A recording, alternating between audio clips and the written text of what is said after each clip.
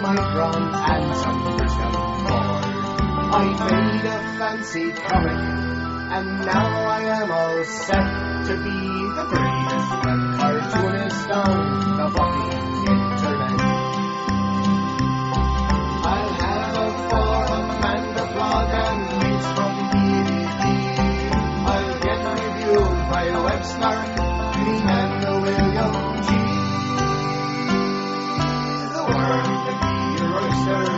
I think it's a safe bet when you're the greatest web cartoonist on the fucking internet. When you're the greatest web cartoonist on the fucking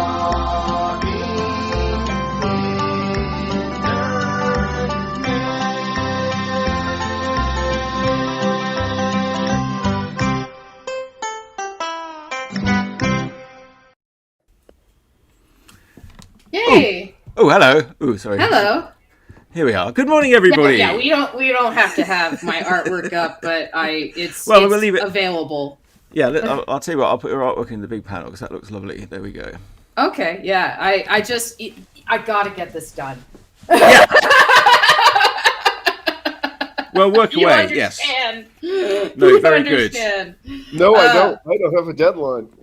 I don't have a deadline either, but there's a difference between perfect and done, and I have to get it done. I can't make it perfect, but I gotta get it done.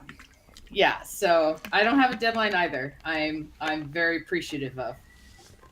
Good. Well, we can have a bit more relaxed show this morning because I don't have an official guest lined up, but I'm hoping. Maybe anyone can pop in. This will be like a pop-in show. Show. And I'll put the chat on. But I think without a guest, our guests have brought in some viewers, so that's a good thing about having a guest. Yay! Also it means I've sort of planned the show ahead, and that helps. Well, it's but also we're nice to to talk to other artists about what they're doing. It's really inspirational. And then, like, for example, I've been giving a lot of thought to our last interview with Dean. Yes. Where Dean was saying that, comics are about flipping pages. And I'm like, but I approach comics completely differently. Like, to me, it's like art. And I'm having this, like, crisis about, like, am I not flipping pages? I think at some extent he's right because this is the old thing. This is what Alan Moore talks about very well in his little book about writing comics, about time being the factor. And the reader in a comics can stop and hold time for as long as they want and look at this panel, and the artist can sort of capture your attention with a panel. Yeah. So you're in control, and yes, you can have something that we've talked about, like Black Sad, where it really is very beautifully painted. Or I'm a big fan of the Mercenary. Do you know The Mercenary? I haven't seen that one. You've never seen The Mercenary by Vincent Sergel? No. It's like a sort of heavy metal kind of comic, like European. I mean, it would appear in heavy metal. I should look this way because you're this way. Yeah. Oh yeah, I'm over here. Yeah. I don't know if I could. Yeah, I don't think you can switch that around. I don't know if you can. It's all right. You're looking at Dale. It's fine. Yeah. Fine. And Dale's like shining down on us like the sun in the Teletubbies. Yeah, there we go. There's the perfect sound. I have to also let you know. Was that? Well, I have to let you know too. Is Ian's out of town? He's in Atlanta this week. So there's no Ian watching the child, so the child might be part of the show because we are having a drop-in show. Yeah, we have a drop-in show. Yes, it's good. I thought that was Dale making those noises. I'm sorry. No, that is definitely my offspring. It came in just as I was describing him as like the sun in the Teletubbies. And then he started making squealing noises, just like that. Because the sun in the Teletubbies is a big smiling baby face. Yes, because it's a big smiling baby, from what I understand. If you haven't watched the Teletubbies, like most of our guests are probably too old to have watched the Teletubbies. The Teletubbies. No, I've seen our demographic of viewers understands what the Teletubbies are. Do any of them know about this one? I don't think make it to America. It was like the follow-up to the Teletubbies called In the Night Garden. No, I don't think I ever saw that. It was super bizarre. If you thought the Teletubbies was like trippy, this was like even more like it was really. And I only saw it once or twice when I'd be back, like visiting friends with small children. It was like whoever made the Teletubbies, whatever they were on, they like doubled down on it. But it was at night. It was a bit like Where the Wild Things Are, I suppose. Okay. You know, it was all in a sort of strange moonlit kind of garden. I don't know. I've only seen flashes of it, so it's all a bit surreal in my mind. Are you sure this wasn't like some kind of like opium dream or something? No. Maybe I should. Yeah, something they put in the tea over there. Getting older, the dividing line between reality and fantasy is starting to blur. Basingstoke. I'm wearing my Basingstoke shirt today. Is that a football team? There is a football. There's Basingstoke FC. They've also got an ice hockey team because they have an ice rink. Basingstoke is between London and Southampton, and then Southampton, and then the Isle of Wight. There's a sort of isthmus with sort of Southampton and Portsmouth. They're kind of down there. Winchester. So driving down to Southampton, you sort of pass Winchester, or you could sort of veer off and go to Stonehenge. And Salisbury is down there. Salisbury Cathedral. And then Sarum Hill, up above Salisbury Cathedral, is like this Iron Age hill fort, which is amazing if you go up there. There's a very good book by a guy called Edward Rutherford, who wrote this book called Sarum, which is all about like a sort of history of families in that area, like going back to caveman times, you know, or like I think the first sort of event is like some sort of flood that separates England from the from the continent. Knowledge of English geography all comes from Midsummer Murders, and I'm learning more now from Ted Lasso. I haven't seen the Ted Lasso yet. Yes, that's supposed to be good. Yeah. Oh yeah. I've heard it's very good. Yeah, it's probably the one show that Apple TV has that's worth getting Apple TV for. But it's not popular in England because no one has Apple TV. Yes. Nobody has anything anymore in England. I thought you had like 1.5 channels. It was like BBC One, and then all the other channels were crammed into one. And then then they got Sky TV in the early 90s. They got Sky TV. Guess who owns Sky TV? I don't know, Rupert Murdoch. You got it in one, Amber. Oh, I did. Oh, I was just like, okay, who owns a bunch of media outlets? I remember that there was something called Thames Television because they would always show their logo when they would play the Benny Hill show. And then ITC because they were the ones who brought us Space 1999. Yes, so ITC was Lord Lou Grade. I know Aardman. Oh, Aardman's great. Yeah, Aardman's more modern. Yeah, but you know, I don't know any of the live action studios, but you know, I know the puppet studio. I don't know much about Lord Lou Grade. I don't know when he became a lord, and I don't know if he was really like a sort of a posh lord or a man of the people. I think he was certainly a popularist. Well, you know, here's an interesting thing. Okay, his mother was a dollar bride, or it was either his mother or his grandmother. But there was a period of time in America where there was a rich elite class in America that were marrying off their daughters to royal families in Europe for the titles, so that their children would get the titles. So we're talking about American moms, and then German, English, Spanish women, or men with titles that now they're a duchess or a baroness or whatever.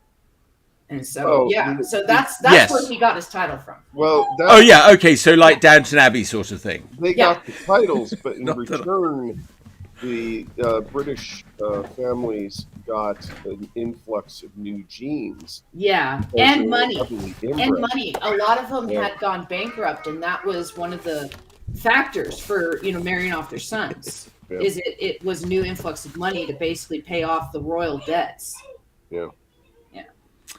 Yeah. Well done, economic England. incentive. Had a good run there. I got my book proofs. Did I show you those? Ooh. They look nice, Shiny. don't they? Now I've ordered some hardback Very ones. glossy covers. Are you sure you want glossy or do you want matte? Yeah, no, I want glossy. Okay. I've experimented with matte, but the mattes, They get dirty. yeah, the glossy look nicer, really. And Tina says glossy, so I do what Tina says. No, I think they look glossy. I think they look good. They're good. They're glossy, you know. And one is Urfspace Beyond, and so it's very chock full. I don't know how well I can show it because the cameras are odd, but you know, it's chock full of all my drawings you can share yours too, and my stories and poems. Ooh. It's like everything, like all these drawings I've been doing. There were some that were like I haven't shown. There are many that I haven't shown before. That because You're so prolific. they didn't really make any sense. Well, you know, I've been doing them for a while. They didn't make any sense, and then once I wrote a little story or something with them, they made sense. I mean, they all made sense in my head, but they didn't like as present quite on their own. So I mean, some of them do. Like some of them are very clear on their own, but some of them just needed a little bit of a story or a sort of song or something. That was something that was recommended by Lawrence Block, the mystery writer, when he would write all those books about novel writing, is you don't have to start a novel at the beginning. You can just write whatever you want and then later piece them all together. Yes, I mean what I've got here, you know, one of them, like Urfspace Heroes, is a folio of Heroes for Hire. Now, who's doing the print job on that? Is that through Amazon? Have you guys seen that meme that's been going around of one of the first drafts of the alien from Aliens, like the face hugger creature? Yes. Right? We're talking about like the fact you could, you know, it's the end product that matters, right? With a novel or a movie or anything else, you know, sometimes you have chaos on set, like I don't know, like. But whose drawing was that? The question, it was a well drawn little doodle. I was wondering if that was Dan O'Bannon. I don't know whose drawing it was. That's a good call. It was one of the tech people trying to figure out what the eggs look like, and it's just. Well, it's like, yes, it's somebody with art skills. The little face on the guy. Yeah. Yes. Well, they're just like what is the most basic mechanic for the movie? Like in a story, like you know, they've got to think of it in the most simple way. Yeah. Of what, like, as long as it's doing that. That's what Dean was talking about last week about thumbnailing. Yeah. Yeah, exactly. And like I said, it's not that draft that's important. It's the final product, right? It's the scary egg that opens up and, you know, and then the thing, you know, you see it like moving a little bit and then the thing pops out and eats through the guy's mask. That's terrifying, right? But they probably had a lot of stupid drawings like that to get there. The melting mask bit was great. Go down. The pre-production art for Alien, not only did they have H.R. Giger, who was unknown at the time, they had Ron Cobb, the political cartoonist and underground cartoonist, and he did amazing work on that. He designed interiors of the Nostromo. He designed the spaceship, the Nostromo. I think Chris Foss worked on it. Mobius worked on it. Yeah, it's almost like, you know, the director was hiring his friends, you know? Well, that for a sci-fi fan, you got to remember you had stuff that was cheesy like Logan's Run. Then suddenly you had Star Wars, which was in essence a sequel to Space 1999. Well, then you had Alien, which was... Is that how you view it? 1999 on... Talking about aesthetics, Star Wars changed things because prior to Star Wars, the future looked clean, right? If you think about 2001, if you think about Forbidden Planet and stuff, the future looks very clean. But then you get to Star Wars and it's dirty and dingy and things don't work. They need to be fixed. You know, there's stains on stuff, graffiti. Well, to me, that's what changed Star Wars. Right, but you had precursors to that with Silent Running and with Dark Star. I haven't seen either of those. I've seen Star Wars. You need to see Silent Running and Dark Star. Because I would agree with Dale on both of those. Yeah. Okay. Star Wars. Yeah, absolutely. The robots in Dark Star had a definite influence on the robots in Star Wars. Yes, absolutely. R2D2 is one of the ones from Silent Running, really. I mean, it seems like, once you've seen Silent Running, that's the real droids movie. Yeah, that's one you can watch with Annabelle. But you can't, and Dark Star probably too. I mean, I shouldn't think there's anything. I don't know about I'm not so sure about Dark Star. The shows what the Gary Anderson was doing, like Captain Scarlet and the Mysterions, Thunderbirds, all of that led up to UFO. And UFO gave birth to Space 1999, and the aesthetic, the look of that led to Star Wars. Star Wars really is a sequel to Space 1990. Oh, come on. I watched 2001, and that's where most of Star Wars came from. Well, which was first? 2001 influenced Space 1999. I thought he wanted to make a Flash Gordon movie and couldn't get the license. Space 1999. Space 1999 just proved the concept. Wait, was Space 1999 before Star Trek? No, it was after. Doctor Who was 3 years before Star Trek. So that's actually a bit ridiculous because Star Trek's way better. Doctor Who really didn't influence anything. Bullshit. Bullshit. No one in the United States knew about Doctor Who until the PBS station started showing. Bullshit. I think, anybody in Britain knew Doctor Who. All right, in Britain knew Doctor Who, but no one in the United States knew about Doctor Who before. Hey, PBS Star Wars was filmed in Britain and used Doctor Who costumes. Don't give me that shit. Right, and that no one wants to admit anymore that Star Wars is a British sci-fi film. What is it? What do they say in Ghostbusters? I'm totally changing my argument because I'm losing. And they hired a few Yanks because they knew we would spend money on them. Look who's in it. It's mostly unknowns. There's like Han Solo is some unknown actor from American Graffiti. He was like a carpenter / pot dealer. Yeah, he was Hollywood's pot dealer. He was going to get famous eventually. Yeah. You look at his performance in that movie, you wonder. No, I think he did a fine performance in American Graffiti.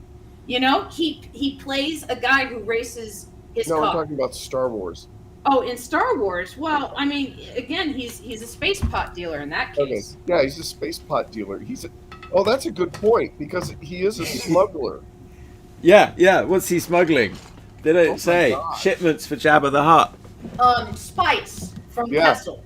Spice from Kessel, yeah. Yeah, in the comics, which, by the way, is a Dune reference. Yeah. But in the comics, in the books and stuff, the spice is like space cocaine. And so he was. Yeah, so he was a smuggler. He was basically a Hell's Angel in space.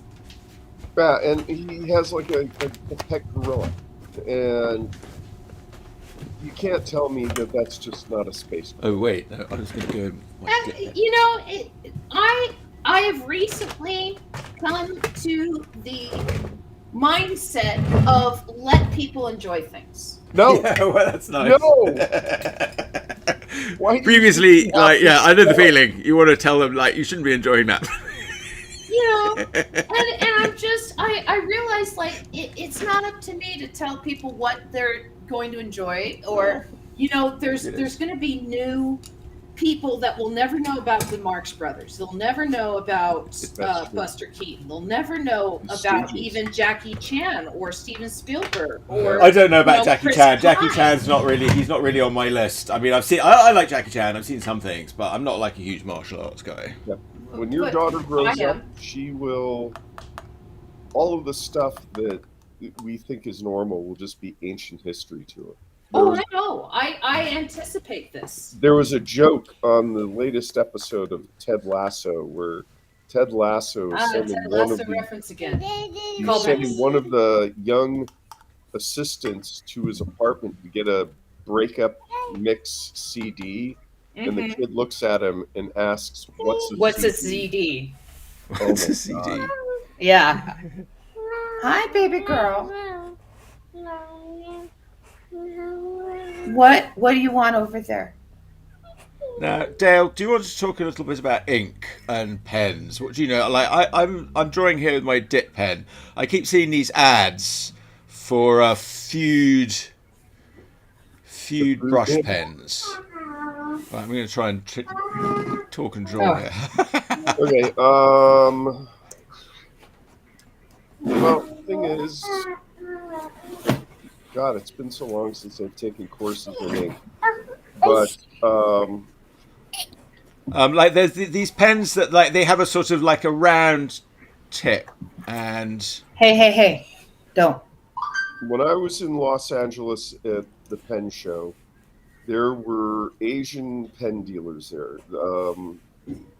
Fountain pens are popular in Japan, but also in China. So one of the dealers there was from a Chinese pen manufacturer, and they had something called a food nib. Yeah. FUDE. And it's a fountain pen, but with a very bent end. So yes. Depending on the angle that you hold it, it's designed to replicate a very small brush for Asian calligraphy. I suspect it might also work for Arabic calligraphy, but I've never heard of it being used for that. Yes, that's what I saw. I saw an ad on Facebook. I guess they know that I look at pen ads because they say, oh, you're a friend of Dale Sipley, so you probably like pens. Yeah. But you have to remember... And they wouldn't be wrong. Even I do like pens. And it was like, yes, it showed that, and they were getting some nice effects. It was a bit like this one. Can you see this one? It has a little bit like that. This is a speedball. This is a very fat one. I don't really know. I'm just using it. I wish Facebook showed me pens. Instead, what it shows me is like neck cramp stuff that it's like you lay on, to get cramps out of your neck. Oh dear, yeah. Well, Amber, you have to do your stretches. Yeah. You really do. You posted a picture at the gym the other day. Are you going to the gym? Yeah. I've been going to the gym for about a year and a half now, since I had Annabelle about 2.5 years now. Yeah. Ago. So about a year and a half now, I went and started going to the gym to try and lose the weight. I've only lost 14 pounds. Hey, but that's an accomplishment. It's hard. Ian's lost like 30 pounds in the same amount of time because he has a faster metabolism and he's not taking medication that makes him gain weight.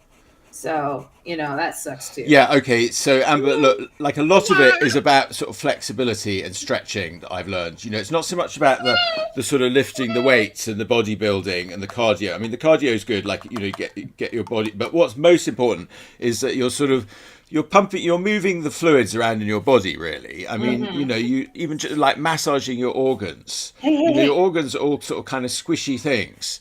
And, bending and stretching, really, and just sort of staying flexible in all different directions. Like what we do is it's quite repetitive. Yeah. So we have to be sort of fairly conscious. You have to literally, one of the most powerful things you can do is just stand up once every 20 minutes. I definitely do. About once, when I'm streaming, about once an hour, I get up for 10 minutes. I go to the bathroom, stretch my legs, grab something to drink, and stuff like that. And I'm on my tippy toes while I'm doing that to stretch my calves and stuff. So. Yes. You want to keep the chi flowing. You don't want chunky chi. You don't want chunky chi. You don't like my chi? You got something against my chi? No, we love your chi. Are you doing Tai Chi, or are you keeping your chi flowing? I do not know much about Eastern medicine. So what I do is I try and keep my body flexible and I have been my usual regiment is I'll do the elliptical or the bike for about 2 miles, and then if I can get a bench, I will do free weights, and I'm up to 15 pounds on my free weights. And so I do about 3 sets of 20 each on the free weights. And then I go over to the floor and I do like leg lifts and, gosh, I'm trying to think, like stretching. I do push-ups, different kinds of like jackknives and stuff, different core exercises, where you're like twisting while you're sitting up like this on your butt. And yeah, I don't know the names of all of them, but I got an app that tells me, and I follow what the app says. The app knows all. The app's good. Is there like a trainer there, or that's probably cost too much, doesn't it? Have someone it costs a lot for the trainer. Yeah. But with my membership, I get one training session a year for free, and so. Okay. What I've been doing is I've been using that as kind of like a checkpoint of like, okay, I'm here now. Now what can I do to lose this part? And she's cool with that because, I'm still utilizing their services. It's just, I'm getting what I pay for. Yeah. No, good. Yeah. I mean, I used to go to the gym and do that a bit back when I lived in Basingstoke, and it was very good. And they they had a trainer that you would, they'd sort of check in with you just sort of once in a while. They'd sort of say, oh, well, you should do like, it wasn't really like a long thing. They would just sort of sit there like for 10 minutes and sort of say, okay, do this and give you like a little card just to sort of get you going, really. But I think it's slightly more of a public gym, like the sports centre in town. The one that I go to, I would describe more as a health club. It has a pool.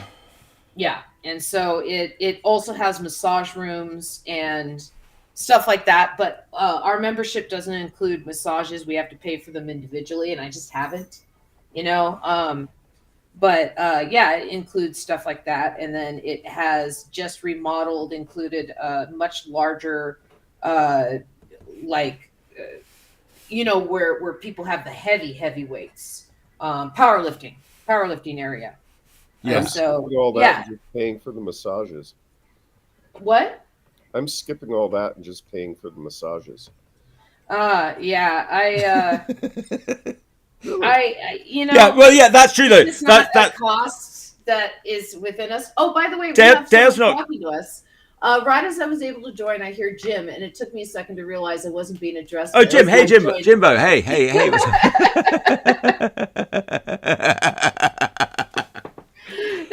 No. We were talking about physical activities and being active.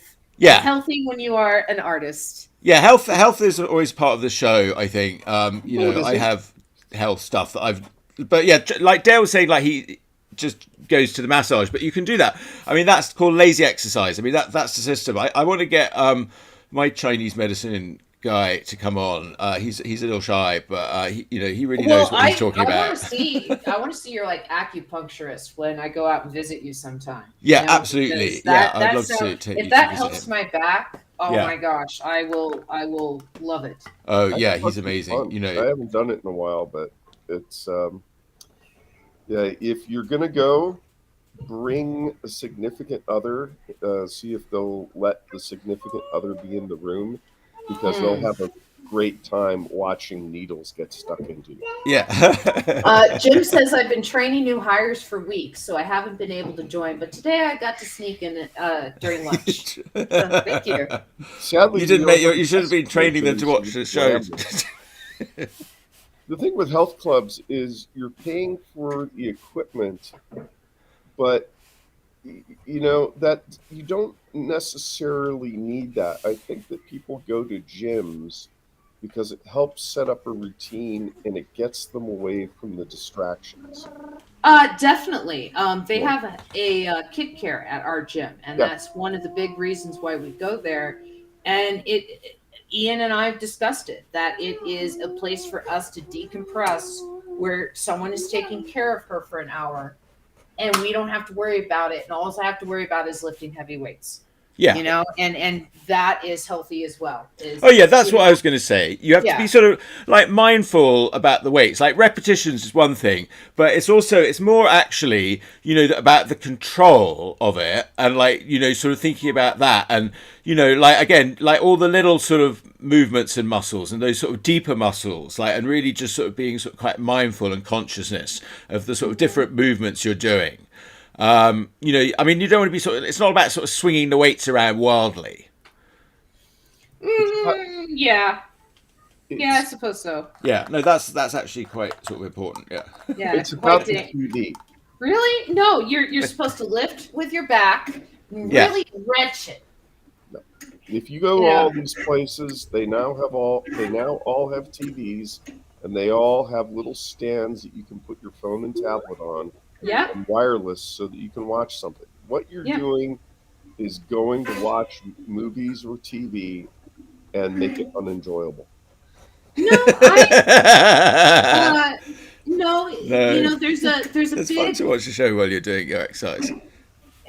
There's a good mental part of it that I think that you're ignoring, and there's something to be said about like having your body tired at the end of the day, so you're not up until 3 a.m. panicking about something you did 12 years ago.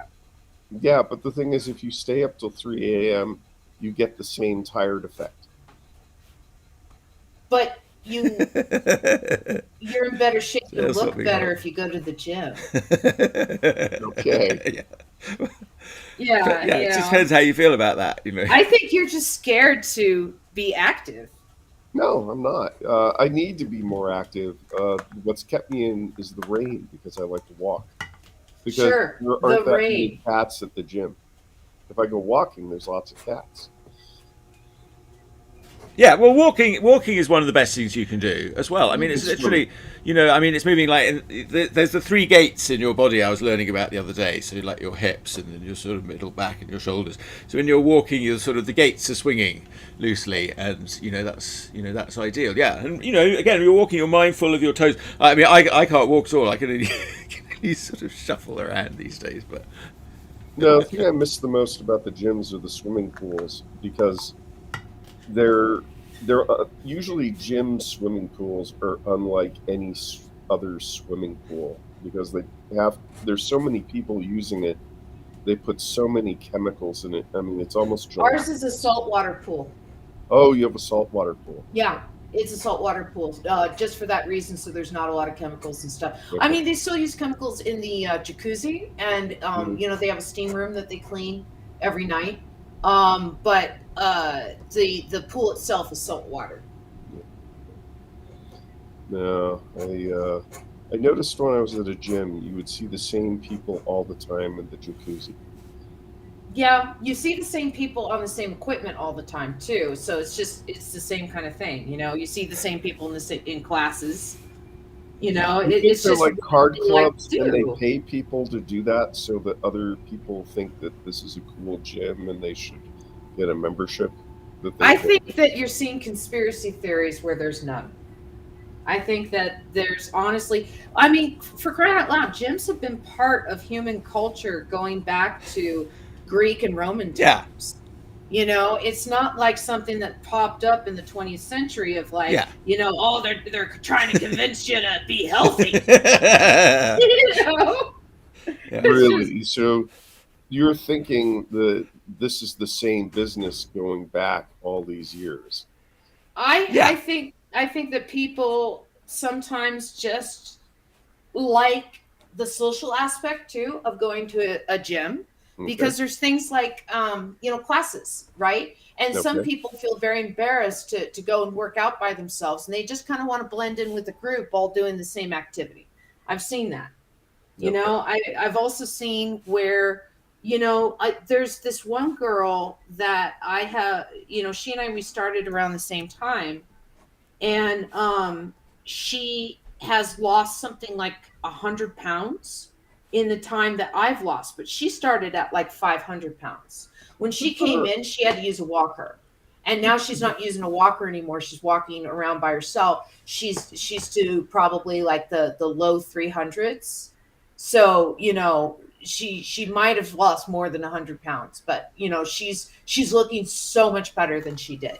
And you can see the effort that she's put into it. That's health. That's not somebody who's just, they convinced me to go in and split.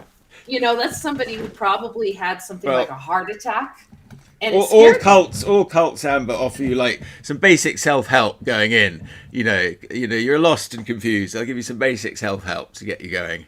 Jim, and then you're in the cult. Jim, our viewer, has written us, I had to cancel my gym membership post-pandemic because we just stopped going. That happened to us too. The stories about how hard it is to get out of a gym membership. Planet Fitness especially. We had to. So nice about it, and they even let me keep my key fob. They said if I ever wanted to come back, they would just reactivate it instead of me having to buy a new one. Well, that's because they like you, Jim.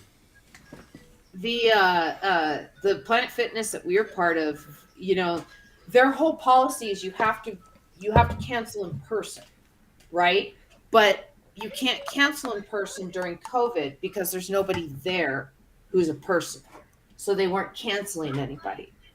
And so we had to actually talk to our bank about stopping payments because of this. Oh, God. Yeah, it was pretty bad. And so, because they wouldn't stop charging us. And they're like, yeah, well, you're members. And it's like, because we can't cancel. Wow. You guys are seriously taking advantage of a global pandemic, and this, that's awful. Yeah, but now you're abandoning your membership. There's no point being a member if you're just going to quit your membership when things get tough. Well, so that's the argument they're trying to use. I've always been under the impression that the reason they have 1-year gym memberships is that they're the most crowded in January. February. Mm-hmm. Definitely. New Year's, and then it tapers off. Oh yeah, absolutely. I will definitely agree with that. Yeah. All right, now is my favorite part. I get to add the shading. Jim's been talking to us, by the way. We've been ignoring him. In Clip Studio Paint version 2? I have not updated. Jim's been talking to us. I had to cancel Jim. Dale just read that out, Amber. Oh, I'm sorry. Jim, yeah.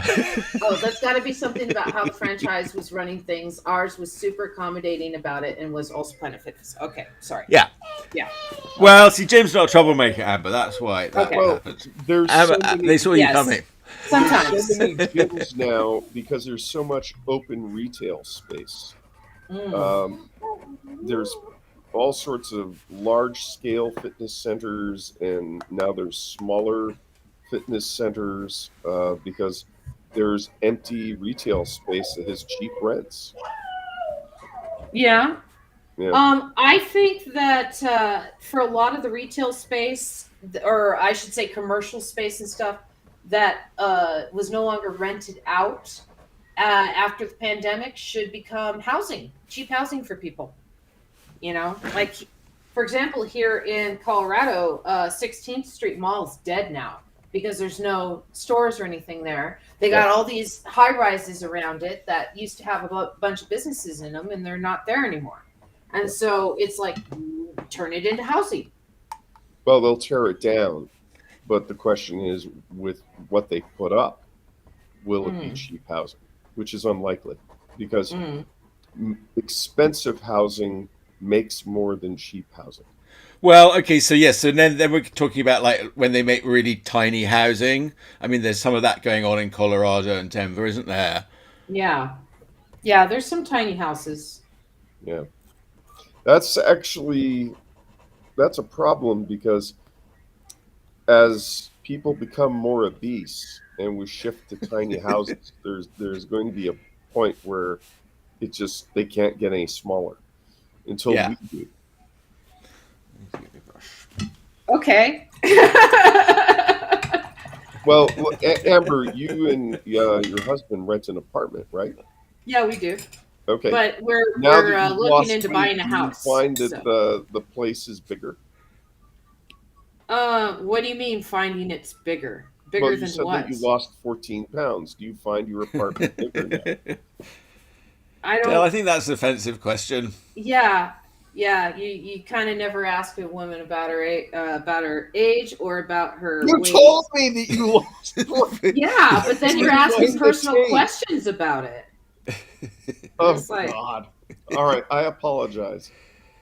You're yeah. you're looking for a house? Yes, we are. Oh, cool. In Colorado? So, yes. Well, Okay. Ian's territory's here, Okay. and he's good at his job, and He's doing so good. I've raised my credit to the 700s. So it's I Yeah. can actually put my name on something now. Yeah, you got to do it now. You do whatever you can to get in there now. Yeah, exactly. Now's a good time. Now's the time. Before Like it's everything's priced down. out. Yeah, get Yeah, in there. Get in now. Whatever you can. yeah. Before it's priced away from It'll me. be like you'll have to stretch yourself, and you'll be like, "What the hell did I do it for some years?" But then, then you'll be glad It's you okay. did. I'm used to stretching. I'm used to doing the finances and making Yeah, sure we survive. So I yeah, think I'm I good. hope that's good advice. I'm not a real estate investor, but I just I'm I have different opinions on real estate. Hmm. Why you Uh, don't think it's a good investment? I am going to refer our viewers, hi Jim, Why? to videos by the Canadian Ben Felix, who talks About American real estate? Because Canadian real estate's totally different. yeah, it's not Okay, going to I do much. live there. Okay, Canadian real estate, you have to have a birth certificate from either from Canada or from a country, and then you have to have all the if you're from another country, you have to have all the paperwork to prove you're either a citizen there or you're doing business in Canada, and that's why you need Yeah, space. Like I haven't it's known all that. messed up in Canada, the housing stuff. And my ex-boyfriend Ryan owned a house, and we had to sell it when we were there, so I was very involved in the real estate. Please, what's your opinion? Okay, thank you. Okay, it seems that Amber has her fangs out and the claws out. So I'm going to win this argument just Uh-huh. because Yeah, Dale, you're making it seem like a couple of old beardy guys over here. I am an old beardy guy. Yeah. You're curmudgeon today, Dale. So curmudgeon. a house is a big pile of money that you live. Yeah. It's called equity. It is called a non-liquid asset, and Yes. And not Equixfinity or something, which is probably a have to drug live name. somewhere, and there are trade-offs to whether or not there are advantages and disadvantages to being a renter versus being a homeowner. Yeah, the thing about being a homeowner is if you know a lot about construction, like I do, because my dad was a general contractor and I used to lay tile for him, home ownership's not that scary. No. Because you know how to fix things. That's very important. Also, it's a long-term thing. Like, don't think of it as a short-term investment or even really a medium. It's really a medium to it's long-term something, investment. it's You'll be gonna saddled with it. Yeah. It's going to be a 20-year investment. Yeah. It's Okay. not something that you take lightly. Mhm. I don't got no wasting money. Yeah, Okay. but as an artist, I think it's very, doing what we do. It's really, having your own home is really helpful if you can. Not only that, but I swing it. like to garden, and I can't do that in an apartment. Okay. I want dirt that I can put plants in and tend to. Okay, what you're naming are all advantages. But Yes. the thing is, when you have an enormous pile of money and you're thinking very long term, not just 20 years, but longer than that. What, put it in retirement for a home? Okay, retirement means that you have enough money to solve your problems without having to work.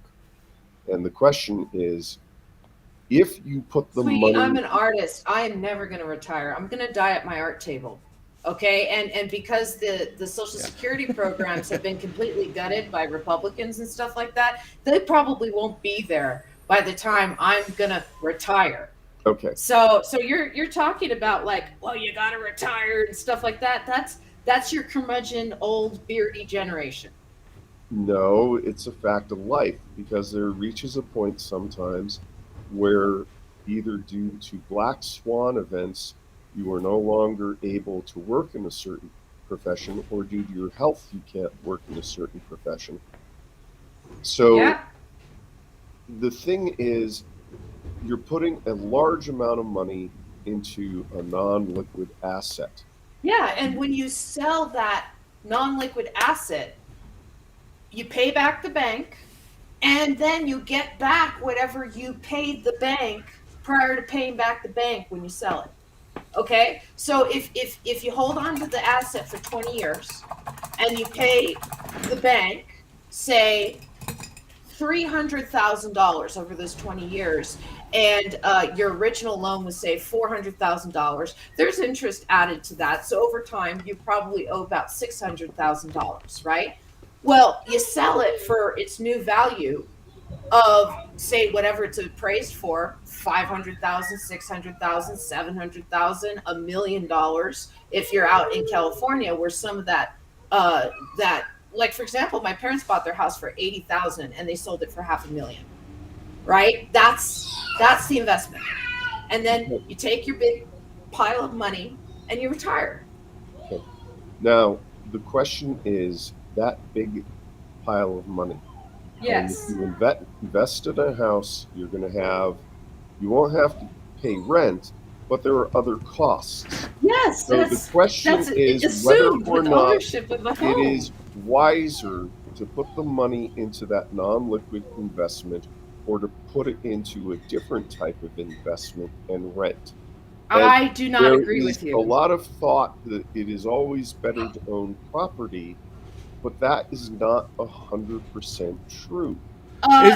Dale's correct. Okay, I mean, there are two sides to it, and there are arguments on the other side. It sort of depends on a number of factors, but generally speaking, if you're in an Amber's situation right now, I think I think she should do what she can to get a property. I mean, here's the thing that I don't get. Okay, is you're trying to talk me out of buying a house. I'm not trying to talk you out of it. I want you to buy the house so I can come visit. He just want to make sure he's got a large enough guest bedroom with an ensuite bathroom. Okay. I'm just saying that let's talk about NFTs for a moment. Okay, wait. I got an argument. Okay, let's talk about NFTs for a moment. NFTs are bullshit because they're not real. It's not a physical thing that you can own and hold in your hand and transfer ownership to another person by selling them that thing or giving them that thing. Right? And it's in a thing like a book. It's one thing. Unless you print 3,000 of the thing, then you have 3,000 books out there. But either way, it's a physical thing that you own that you can rip with your teeth if you need to. Okay? I can bite into ground. Okay. Right? Non-fungible tokens you can't do that with, right? And you're saying that rent is a good investment, but rent is not really yours. If I bite into the ground, I don't get my security deposit back. Do you kind of get what I'm saying? Like I can touch real estate that I own, and I can lie in the dirt. I can do snow angels in my own property and have dogs, which I can't have in an apartment. There's benefits that outweigh those. You're paying for a type of lifestyle, and that's the thing. Yes, I am. A homeowner's lifestyle. You're paying for a homeowner's lifestyle. Yes. And there's nothing wrong with that. There's nothing wrong with it, but it is a choice. And yes. And I'm making that choice. Some people choose a different lifestyle so that they have that money to invest differently. My cousin, who is helping with land thing with my mom and me and stuff like that. My cousin is a probate lawyer, and she has her entire life. Viewers, we're not lawyers and we're not dispensing any legal advice. No. She has her entire life rented. Yeah. And we've talked to her, like family members and stuff, like, why do you rent? And to her, she prefers the convenience of being able, when something breaks, just to call someone up and you fix it. Right? Is that, there's regular maintenance in California required on a rental property, right? You have to change the roof every few years, you have to do that and stuff. And so that money's not coming out of her pocket, and she's just paying the rent. And whenever she gets tired of a place, she just finds a new place to rent, hires movers. She makes plenty of money. She could own property if she wants, but she likes having these properties that are almost beyond what she would be able to afford if she bought it, right? If she owned it. And that's her choice. It's just not my choice. Yeah. But my original argument was that when I talk to my friends and they're talking to their kids. By the way, time out. I'm just passionate. I still love you, Dale. Okay, time in. Okay. Ding ding. All right. Well, yeah. Okay. Yeah, little time out there. Yes, it's not a stage fight. It's a real fight. But it's just these rules of thumb that you get about investing. They're not universal, and you have to that's true. Them based on your own experience. So, now, my experience is that my parents sold their house for $500,000 when they bought it for $80,000, and they bought it for $80,000 in 1992. Okay. So they sold it in 2011. Okay. So that's basically about 20 years later. And that to me seems like a fantastic investment. Well, it's done very well over this time. I mean, yes. It has been, but Dale's right. It may not. I mean, but you never know what the future is. The thing is, whatever you do, you may be sort of stuck with it. I think is a good point. That I think that you have to that's what I'm saying about. It's not necessarily a short term at all, or even necessarily a medium term thing. But I mean, if the market's booming and you're sort of getting in the business of flipping houses, and certainly having property development skills is enormously helpful and important. And I don't want to flip a house. I want to make my dream house. Like I said, I want a garden in the backyard, with raised beds. I want a greenhouse. I need to have an art space that's separate from my child, that I can lock the door so I can bring back out inks and paints. Yeah. And physical things like paper, because I miss that. As much as I love doing this digital, and I think it looks good, I don't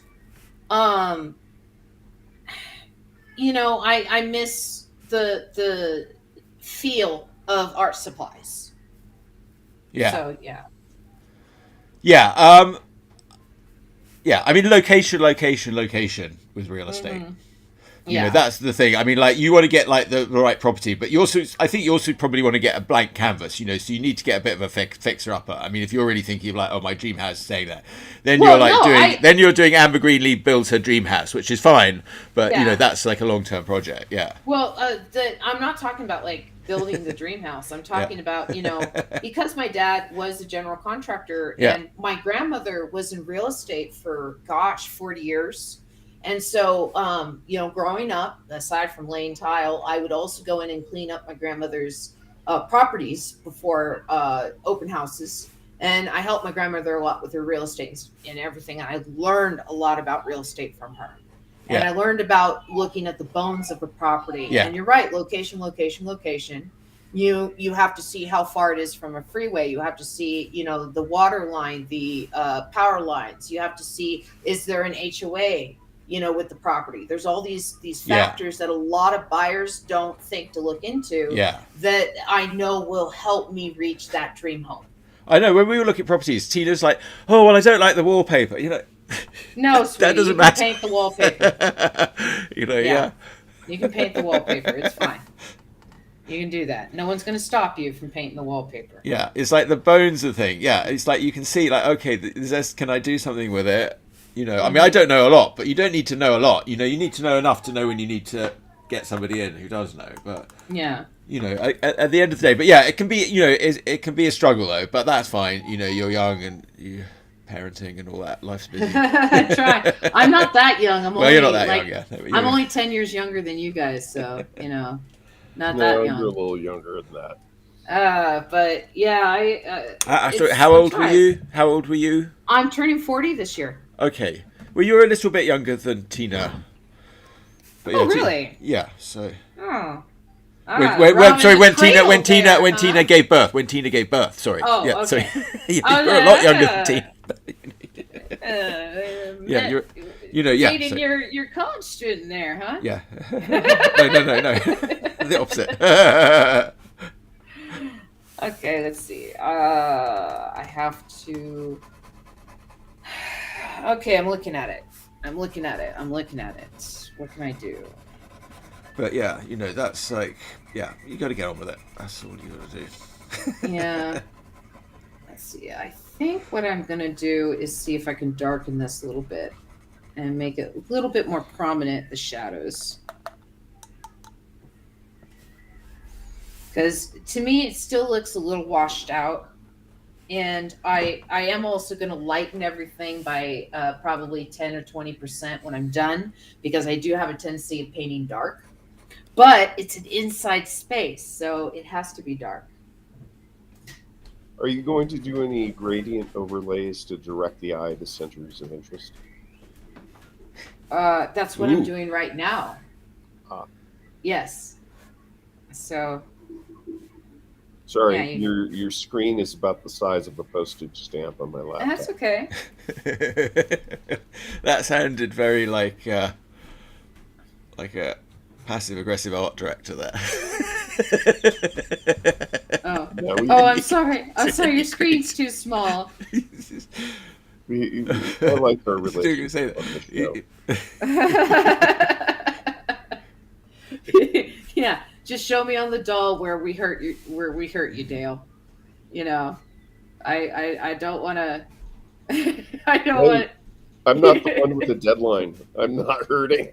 I suppose that's true. I'm not really, like I said, I'm not technically on a deadline, but I am still. Yeah. I am still trying to make it in a reasonable amount of time. Now, today I have to go over to Santa Cruz. The new Sergio Aragonés grew, I think, the last one of the series that drops today. Okay, and you'll go to that comic shop in Santa Cruz? Yeah, Atlantis Fantasy World. All right, yes. Joe Troz knows Sergio, and he usually has a good selection of Sergio stuff there. And there's a wonderful original by Sergio that he drew for Joe. You have to ask where it is, but it's a large drawing of Atlantis being destroyed. And nice. It's wow. It's best. Yeah, it's worth the trip. Cool seeing that. Yeah. Okay. Atlantis being destroyed. Dale told me to look at the destruction. Yeah, and then you can hug the robot. They have 2T2, which if you grew up in the Bay Area in the 70s, you watched Captain Cosmic on Channel 2, which was the weatherman dressed up as a spaceman, and they had a robot named 2T2, which was like an old high school science project from the 60s, and they put the station logo on it, and it became the sidekick. In what era? Cosmic. Captain Cosmic was in the 70s. Before Star Wars or after Star Wars with 2T2? It came just after Star Wars. Just after. Okay. They didn't. I don't think he caught on to what Lucas didn't get R2D2 from 2T2. No, that's where they got 2T2. Yeah, they got 2T2 from R2D2. All right, just checking. But the robot's there in the comic book store, and none of the kids know who 2T2 is anymore. I mean, it's been decades, but they still love the robot. I only just learned about him now. My friend Steve Troop. I'm sure you know him. I don't know what gender. What? Sorry. Do you know Steve Troop, Chuck? Not as well as you. I mean, I probably only met him like that time when we were down at Comic-Con that time. We should probably have him on the show sometime. That would be great. Yeah, I'd love to have him on. Yeah. Yeah, he's been building puppets, and right now he's in the process of building a robot line of puppets. Oh, wow. And I'm talking like mechanics and everything. And so he's got, let's see, who can I remember? He's got C-3PO, he's got Data, Rosie from the Jetsons, and he's working on a. And then I'm trying. He's got like. Oh, he has Crow and Tom Servo from Mystery Science. Yeah. Oh, wow. Yeah. Okay. Yeah. So again, he's built all these. These are his puppets, and right now, he's been doing a blog on YouTube of following the process of making the Johnny Five. And so he's like, this is what I did for the mechanics. This is what I did for the mouth. Like he basically hooked up a speaker, or excuse me, not a speaker, a microphone, to the back of where he's going to hold the neck, right, so that the neck can spin around. You know, he's going to have the mechanism down here so that the neck spins around on the head. And so he has that, and he put this microphone there that's hooked up to a little red LED thing. And so when he's talking, he's doing his puppetry lines, you know, for the ventriloquism part of it. The mouth is talking like Johnny Five's talking. That's the kind of stuff, like he's programming this. Yeah. Wow. Yeah. Yeah. It's great. Cool. Well, you know, I love puppetry and puppeteers, and you know, I've talked about I want to have a puppet. I really want a Noma puppet. I've always wanted a Noma puppet. He's the guy.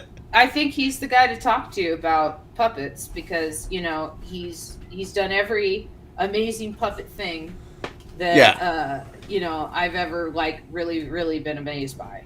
So well, it was interesting talking to Jay the other day, Jay Fosgate. That was that was cool as well. Yeah, well, we had some good guests on. I don't know. Yeah, I don't know. I thought, I've got a whole lot of guests lined up now. I don't need to do anything for a bit. And then time flew past, and I love doing the show, but it's always like, Tina's like, it's just an email, but it's a bit more than an email. But I do have a long list of people I want to invite. Right. Yeah, well. So we're going to do this, and then we are going to lighten that up about 10%. All right. Yeah, I think that looks good. Are you going to do any overlays where it will not just affect lightness and darkness, but chroma as well? Saturation? I was thinking the page was done. Is it not reading well? Well, remember, I'm seeing this as a thumbnail. And we talked about. Let's change that. Let's do this. Yeah. Why don't you show? Like Dale, do you realize you have control, right? You can, you know, if you want to see it big, you can make it big. You can like while we're drawing away, you can be zooming in and zooming out and showing the viewers what we're doing. Why are you assuming that I want to press buttons and do work here? Hang on, let me go to full screen. I know you've been part of the show longer than me. He's the baby face in the cloud. That's what he is. I was a Mac genius. I don't do tech support. Yeah, he's a Mac genius. He's above all that. That's for the little people. Okay. This is what I was thinking. Okay. All right, but the thing is, when I noticed, I didn't realize that you had desaturated and adjusted lighting. Yeah. It didn't come across on thumbnail skill. And I desaturate a little bit, and I'm just playing with it, you know, to make sure that it's not too dark. I just noticed that your hero walking in has a more saturated, or a little more saturated outfit than the others, except for the character who's at the bar in the yellow jacket. Well, the character at the bar in the yellow jacket is who he's meeting. Okay. So that's why it's yellow. Directing the eye using saturation. Yes, he is the tall stranger. He is the one that is hiring Captain T to go on this journey. Okay. And so so this is planned. Yes, and so that's also why I made this beaver down here wearing a green coat, because originally he was wearing like a suede Okay. kind of coat, and it drew the eye too much. So yeah, so um T needs a little bit more space behind him that's not quite overshadowed. You want And me to so, give you another piece of feedback? what's that? Fix the beers on the tray. What's wrong with the beers? They look like green pea. Oh, the color? You don't like the color? Yeah. Okay. Give me a second. I'm fixing this What first. is he complaining about? Wait. He's complaining about the beer on the The tray. beer doesn't read as beer. Yeah, it's reading as something else.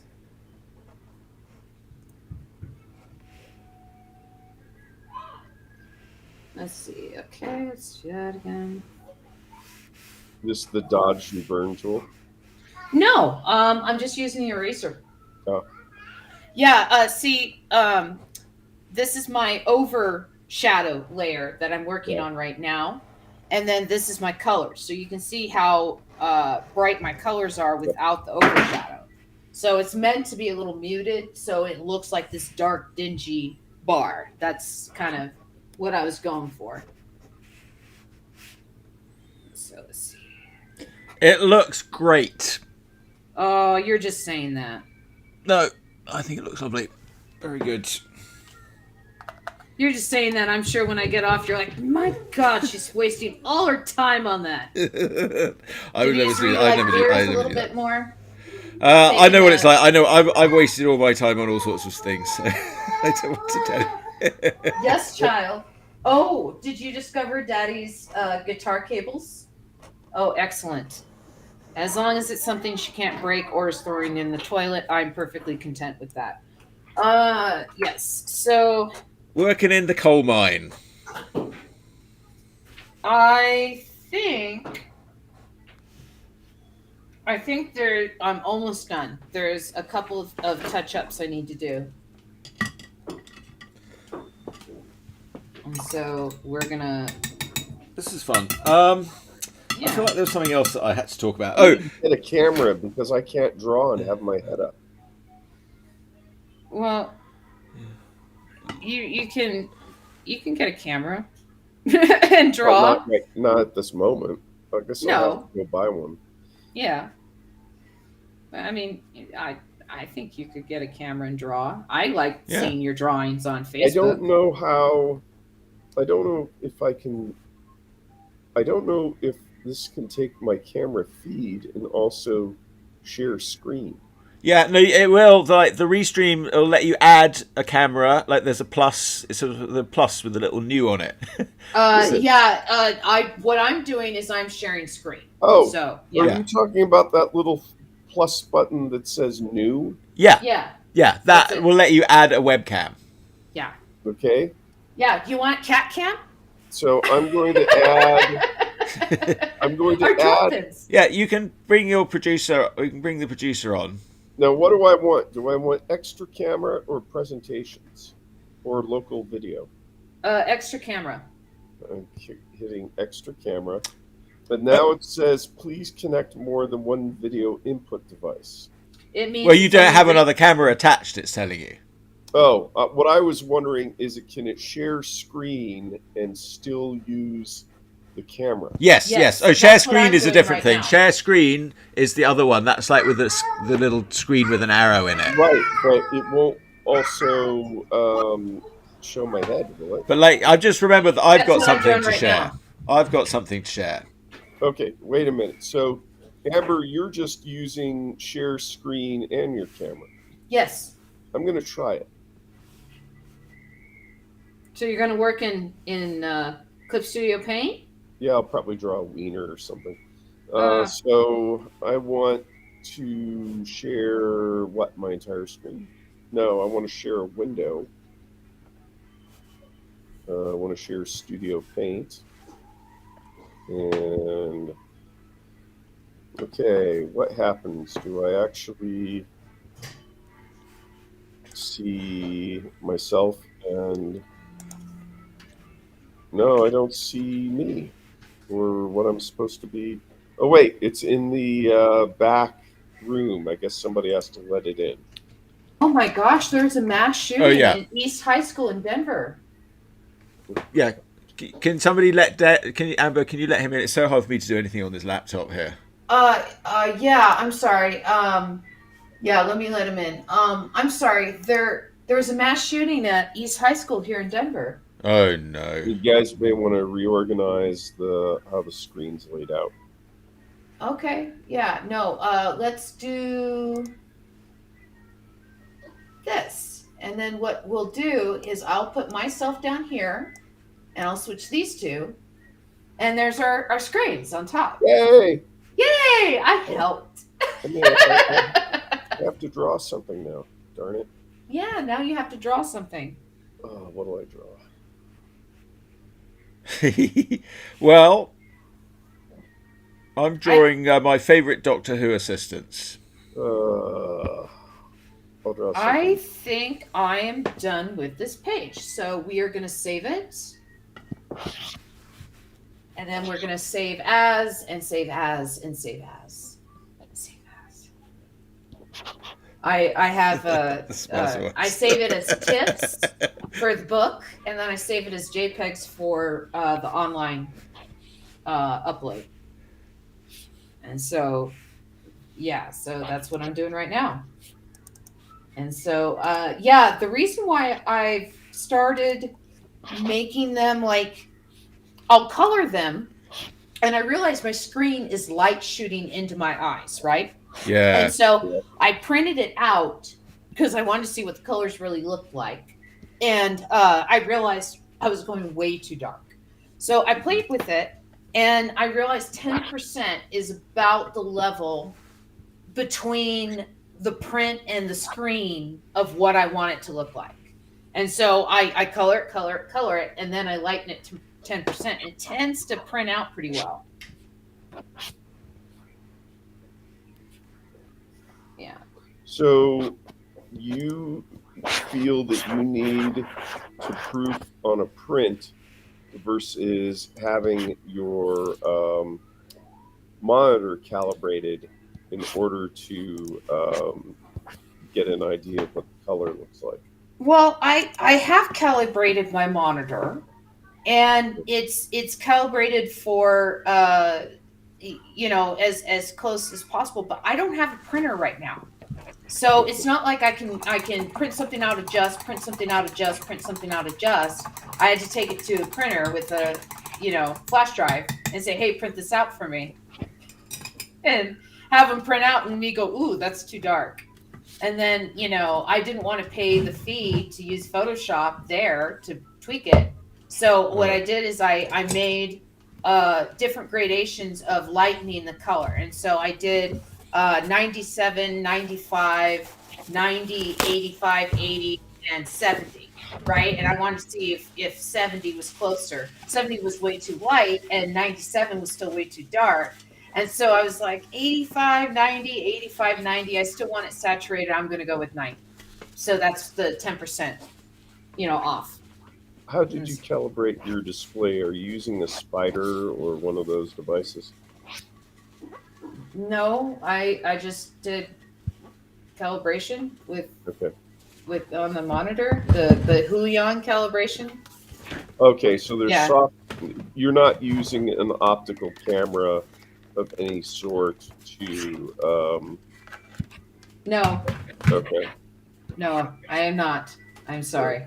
No, it's just I was just curious because I used to work years ago for a photo lab that did digital photo albums, and part of my job was color calibration, and we had to use devices. I think we were using a spider, and it's color calibration is a lie, to be perfectly honest. Okay. It's all an illusion. They just do it to sell those devices.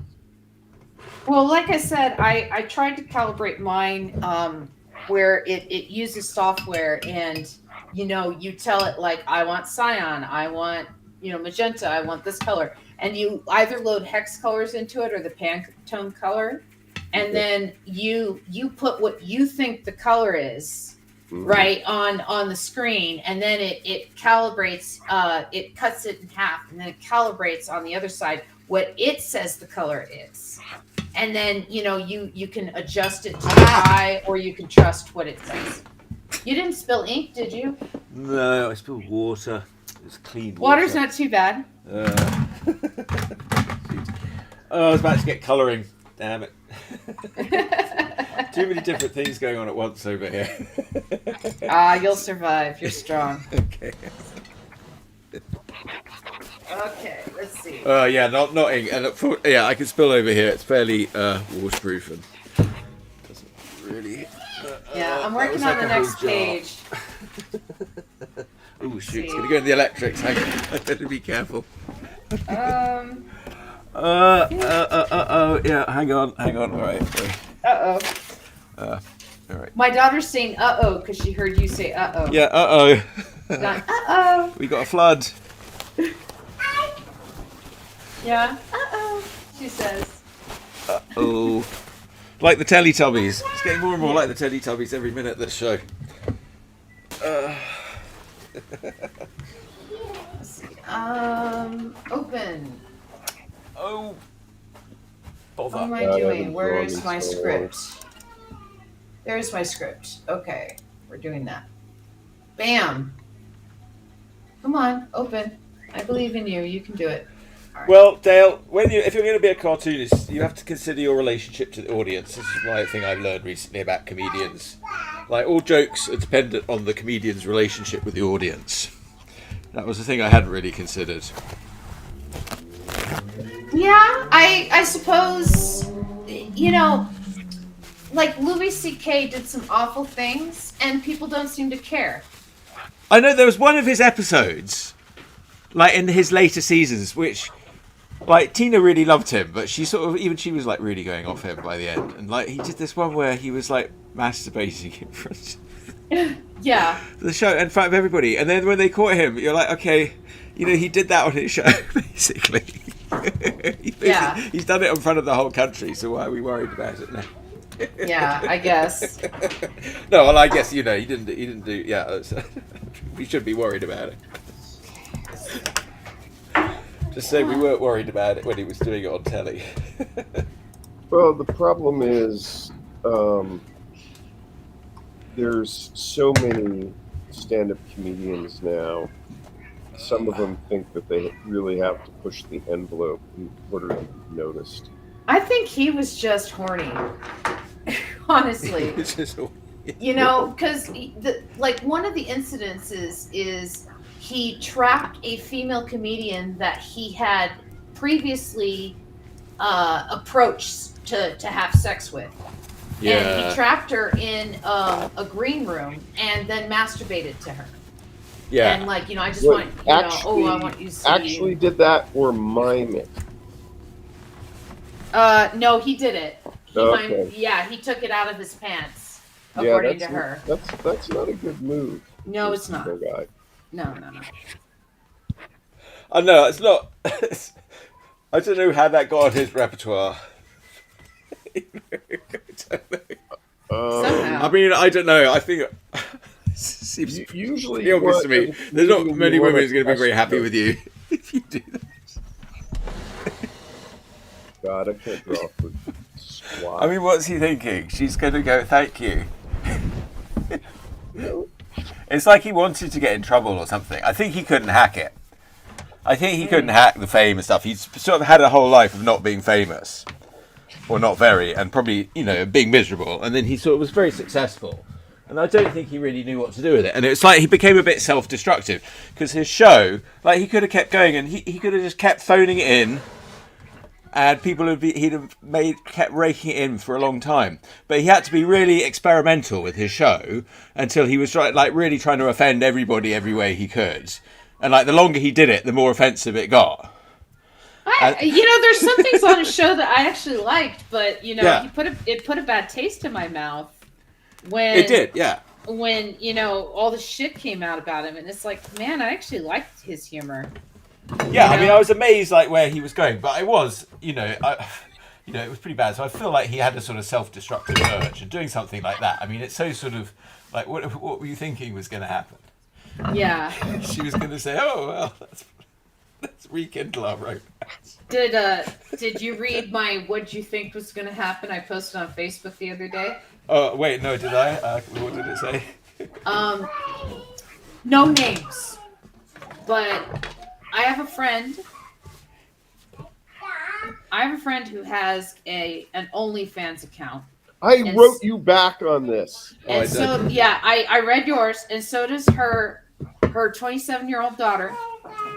And her 27-year-old daughter met one of her fans and got pregnant and ran out of the house after a huge fight with her mom to go live with him, and he's going to take care of her forever. And he's like 3 times her age. And, yeah. And so I don't care if you have an OnlyFans. I don't care. And like 3 times.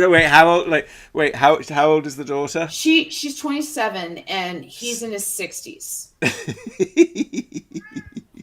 Yeah, he's like early 60s, like 62 or something. That's only 2.5 times that age. Early 60s. It's still, she's 22. It doesn't pass the half your age plus 7 years test. It doesn't. Yeah. And so it's just no boundaries between persona and life. Just bad decisions. Hi. Can you hear my cat? Yes. Yeah, here. Let me bring him because he wants attention for some reason. Yeah, well, yes. I mean, somebody, bad decision. I mean, isn't just how. I mean, I don't know. Maybe it's a good decision having an OnlyFans. I mean, I don't want to criticize sex workers just because they're doing it, but No, I have no problem with sex workers. Okay, yeah. The problem that I have is there's no boundaries between that persona and her life, right? And the fact that her mother did not teach her to have boundaries between her persona and her life, right? She didn't make a separation between this is my life and this is what could damage me and my reputation. Yes, don't sample the merchandise, whatever, and then something that pays the bills, right? Yes.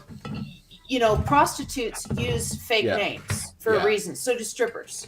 When so I should drew I. porn I wish comics, I'd used a fake name. I don't know. Yeah, when I drew porn comics, I did not use my real name. Yeah. And so it's just that's the part that I have a problem with is just no boundary. And so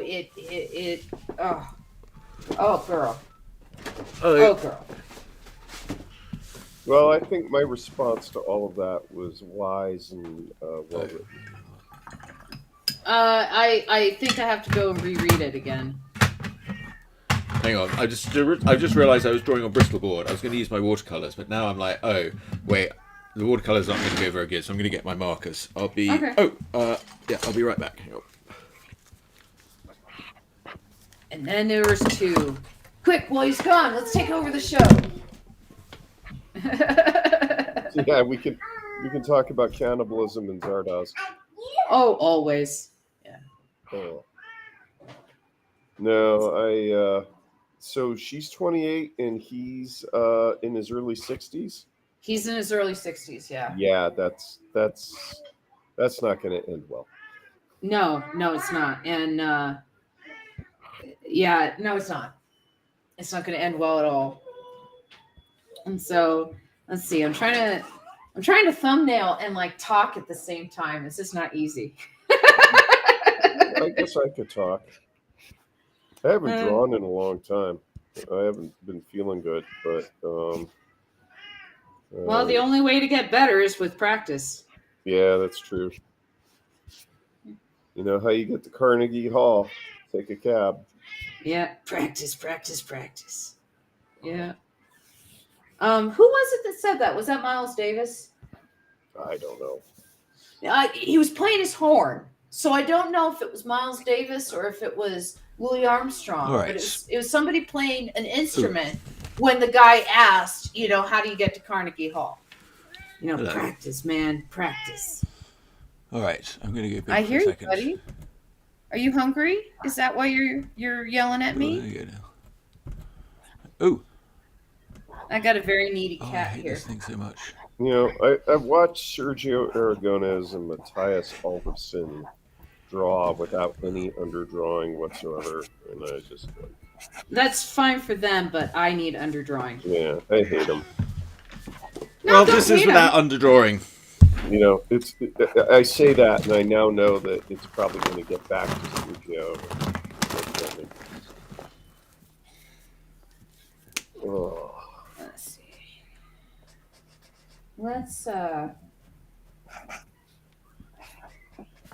Let's go over here. Hi, I have a cat, by the way. I don't know if you can see him. Right here. But he's right here.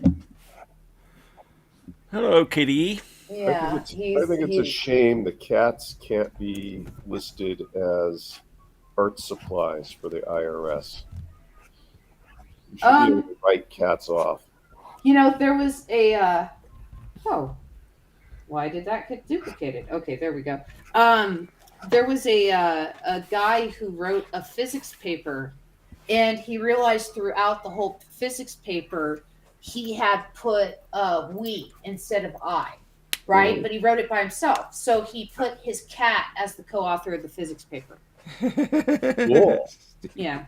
Oh, that's reminding me of one of I think I'm going to read out one of the characters from Urfspace Heroes now. Let me go big again. Where is he? Cat Hulk. Cat Hulk. So I did Cat Hulk. Thing. It was a silly little doodle, but then, I wrote a little story. The scientists at Lawrence Liverworth National Laboratory thought it would be amusing to keep a pet cat about the place. Well, that didn't work out so well. Curious Mr. Tiddles accidentally knocked over an experiment that had been left on the edge of a counter and found himself transformed into the incomparable Cat Hulk. The lab was destroyed and Cat Hulk now roams the western United States, mostly wreaking havoc on local farmers. There are plans to crowdfund a giant space laser pointer in the hope that it might distract him from destroying the economy. Nice. Cat Hulk. I noticed that your concern is for the economy and not the world. I'm gonna go get some coffee. I'll be right back. Addict. Yes, my concerns are all in the wrong place in the book. It's definitely my friend Heather got very upset with me about Orange Gina. Because she said Orange Gina was having too much of a go at the Protestants. I'm like, well, if that's what you're going to be offended about, that's fine. There's Orange Gina. It is a bit offensive. If you're a Puritan, it's a bit offensive. Because it's talking about how she can now serve oranges again, now that the theatre is allowed, now that the Capitain-hatted people have gone off. So I've got my little political rants in there. Then I've got Orc Girl on the other side. So it's sort of the unreliable narrator. But that's what Heather couldn't understand, is that I'm saying now the Puritans have gone, don't you understand, like prostitution is now legal again in British theatres. And, that's what happens when the Puritans aren't around. So actually it's pro-Protestant. It's the unreliable narrator, but she couldn't get her head around that. But do you understand it? I understand.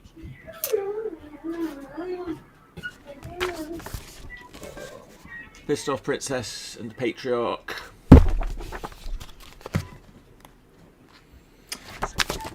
Anatomically incorrect android man. Quite pleased with him.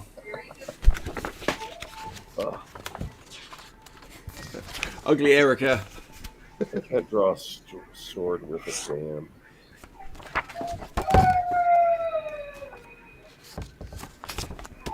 Thunder Woman and Siren. How does Sergio do it? What? How does Sergio draw all this stuff and it just looks right? Yeah, I don't know how he does any of the things he does. I think he's an alien. Who's an alien? Sergio Aragonés. If anyone was an alien, it would be him. Supermom. Oh, hey, Geri. Geri's here. Oh, hi, Geri. Wait, hi. Her camera's not working. Oh no. Wait. Hang on. Can we get her in? Is she there? Do we have too many cameras uploaded? Oh yeah, I see her. Wait, here she is. Okay. Geri! Hello. Hello. Hi, Geri. Hi. Let's get you where we can see you. Here we are. All right, now we've got a guest. We've just been drawing all day. Oh wait, you've disappeared again. Hang on. That was great. Wait. Always Where is fun she? to see you guys. There she We is. should draw. put Right, her up in the Yeah, main. I'm putting her in the main Yeah. window. There we go. I don't think I'm worth all that. Mm-hmm. There we are. Well, okay, now we've lost Amber. We can't do it that way. You know, this is We got too Well, many. This Hang is on, what let me, this is what we can take do. my This is what we can do. out. Okay. Hang on. There we go. Oh, I feel like hi, Geri. Anyway, hey, look what I've got here. I've got a copy of the Seagulls' new CD. Me too. All That the was cool great. kids. We came to your CD release party on Saturday, Yeah, the thank you Makeout so Room in San much. Francisco. It was a very packed house, and the show went amazingly well. Yeah, your beautiful wife sold a lot of merch for us. She and Laura just worked it like a boss. So where can people get this amazing record? On my newly redesigned website. You can buy it. I'll ship it to you. Yeah, www.theseagullssf.com. Okay, can we get that link in the thing there? Yeah. Tell you what, if you paste it in the chat, I can paste it into the comments, and then it will be there for people to access. Okay, I don't know why it's not letting me do the chat thing. I guess I'll do a private chat.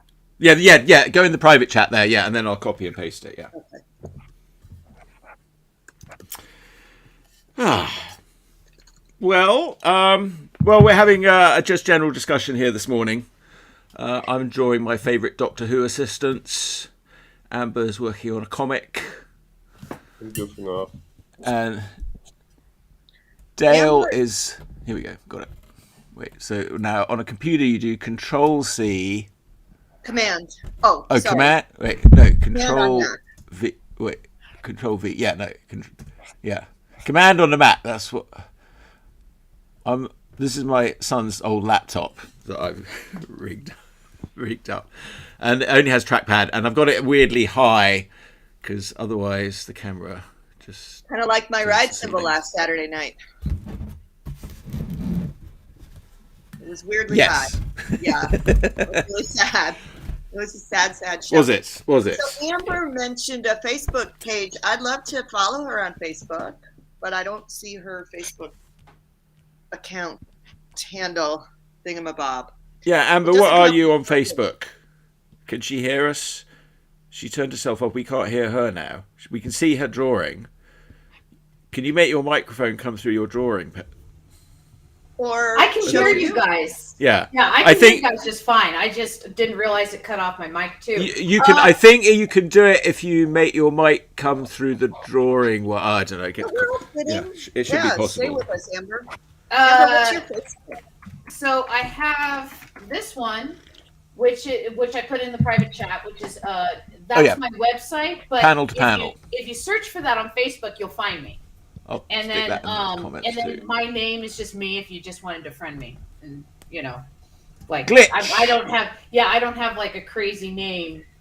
It's Amber Greenlee, color green LEE. Let me put that down. That's probably what the part you didn't know. I realized looking at what's on the screen. So you probably didn't know my familial name. Yeah, Greenlee with 2 E's. I think I have that in my head now because I 4 probably E's. spelt it every way. 4 E's. I'm not a very good speller, especially with names. I'm a sort of bit dyslexic with names or something. I don't know why. I don't want to say. I don't want to diminish dyslexic people, but I just My middle name's Renee with 3 E's. Oh wow. My last name is 4 E's, and my first name has 1 E. That's Renee Greenlee. Yeah. Yeah, my parents thought they were funny. I like your parents.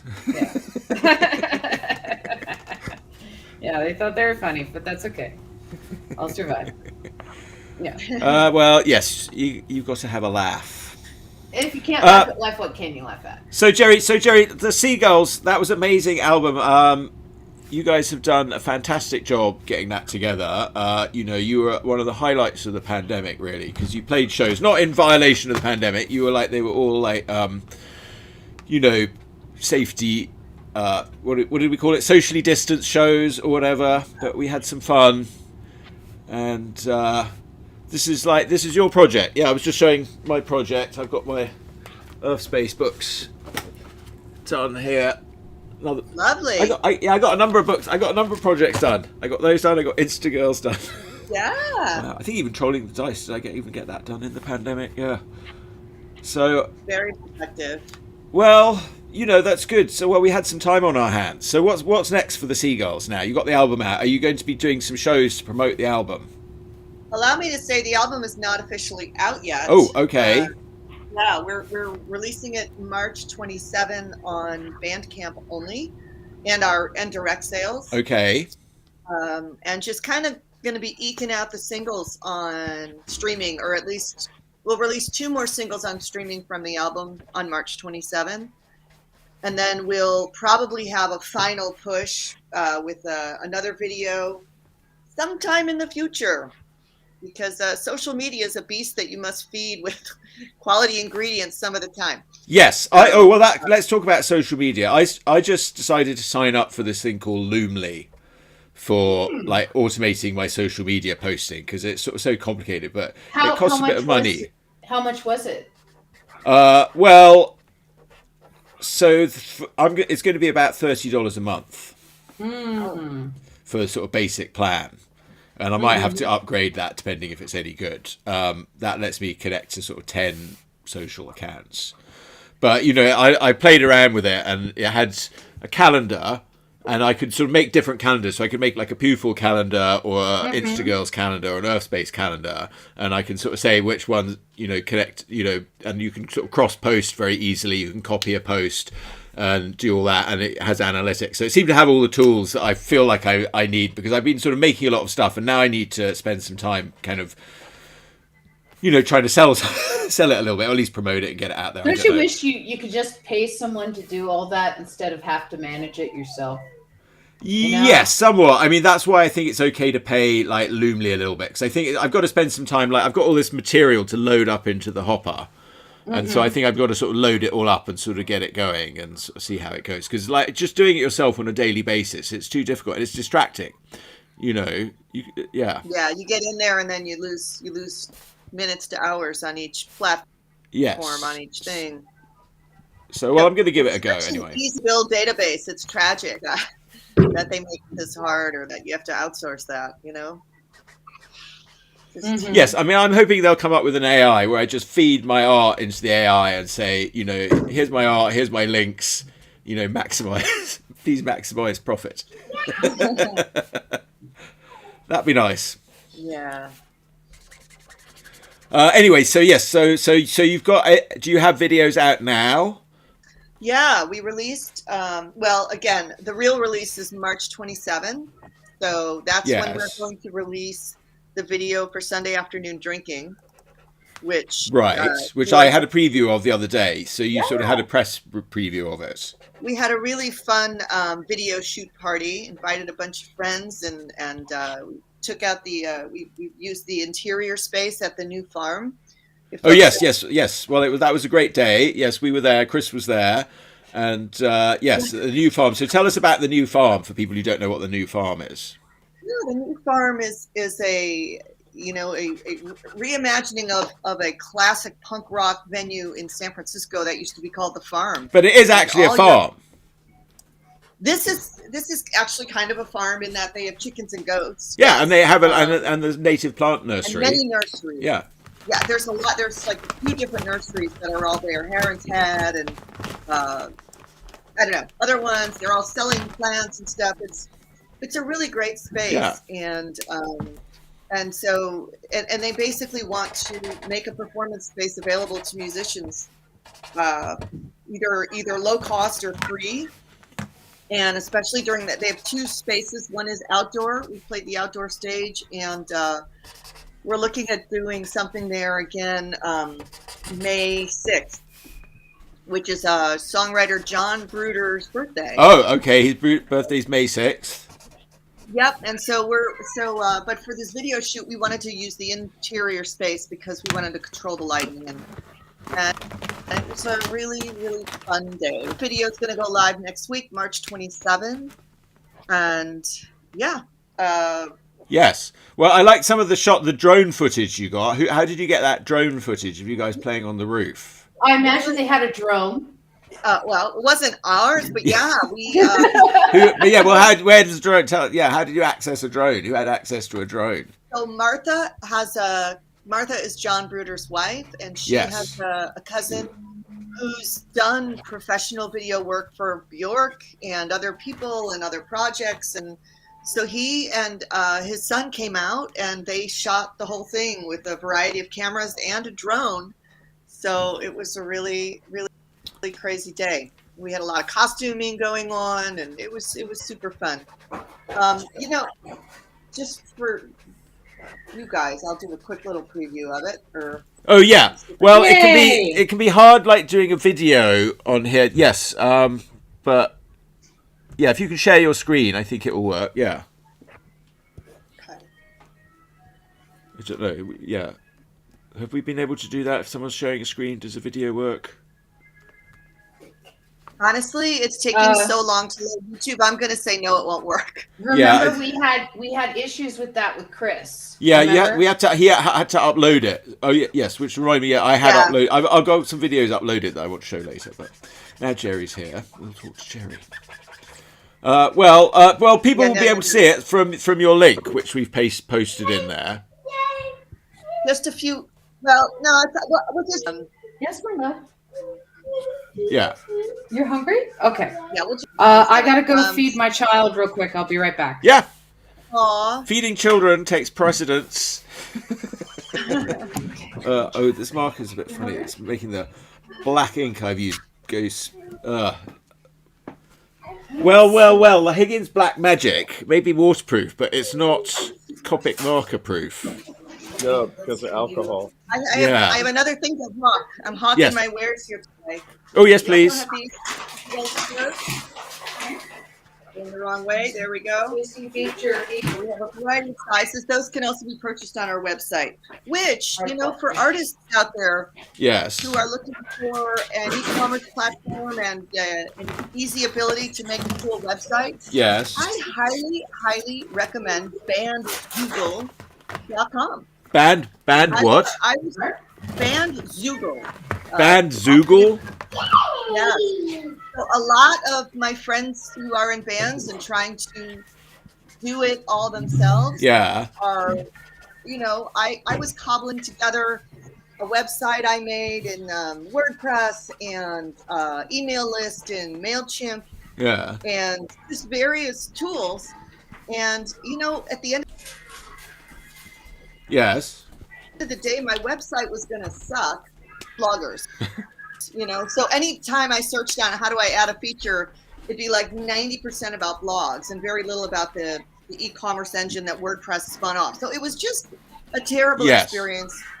I thought I was buying into this open source awesomeness, and no, it's a long story. As somebody with a WordPress site, I completely understand. So yes, excellent. Continue.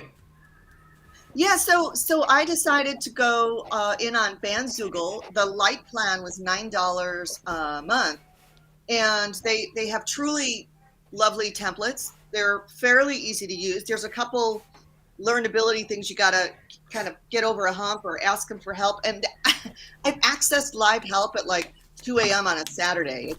And their help staff, they're all musicians. It's very tool to musicians, but you can basically sell your stuff, build a cool site. I'm about to move my MailChimp email list over to Bandzoogle because MailChimp had a policy where it was free unless you had like 1,000 or 2,000 contacts, and they just reduced it to 500.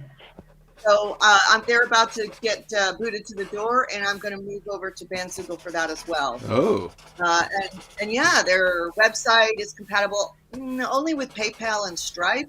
but you know what? It's better than anything I got going on. So okay, if you're an artist who's struggling with a all-in-one spot, I really think Bandzoogle would be something you might want to check out. All right.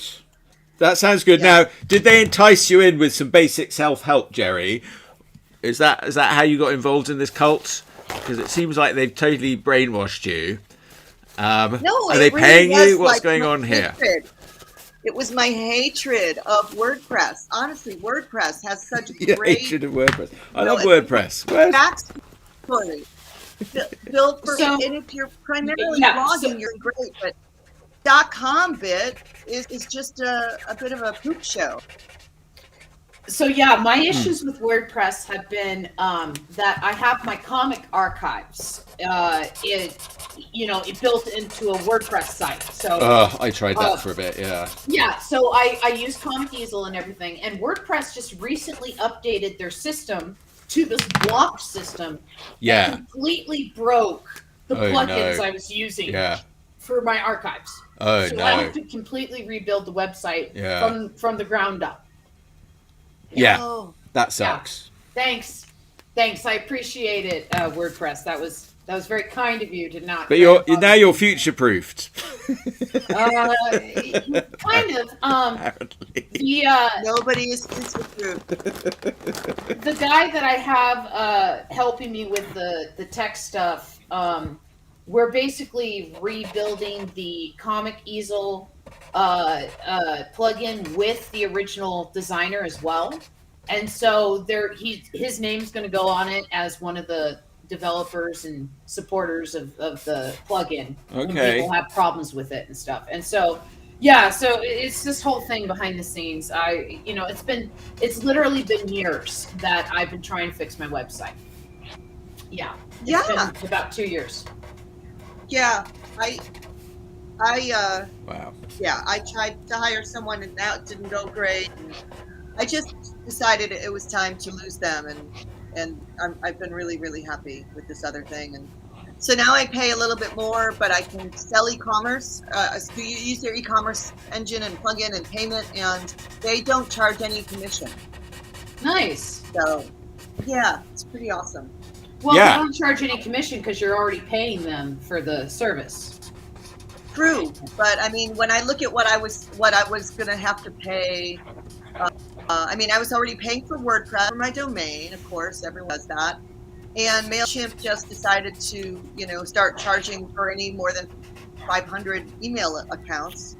Yeah, that sucks, doesn't it? Yeah. I'm paying loads, but I'm having a terrible experience with everything technology. So. Yeah, it's so complicated to know what to sort of sign up for and what to go with. Yeah. I mean, they're all sort of, you never know, and you never know if they're just going to disappear in a minute. That's the thing. Like, am I going to commit to all this stuff in Loomly just to have it vanish in a minute? Yeah. Gosh, I hope not. Yeah. Let's see. Hello, sir. Can I get you anything? And then, let's see.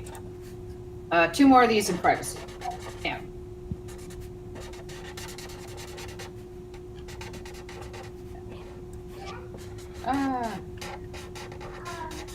Yes. All right. So yes. So sorry. the Seagulls. Yes. So you're any more shows? Yes. So what shows do you have coming up? So I'm sorry. I'm writing and doing this at the same time. I apologize. Yeah. No, it looks good. I like. So that's privacy mode where it kind of makes your drawing opaque. That's pretty cool. Yeah. Or is that your storyboard? Yeah, it's I'm writing right now, and so they're talking about privacy, and so I was half talking to myself. I got in the zone. Okay, I'm just inventing features. Okay.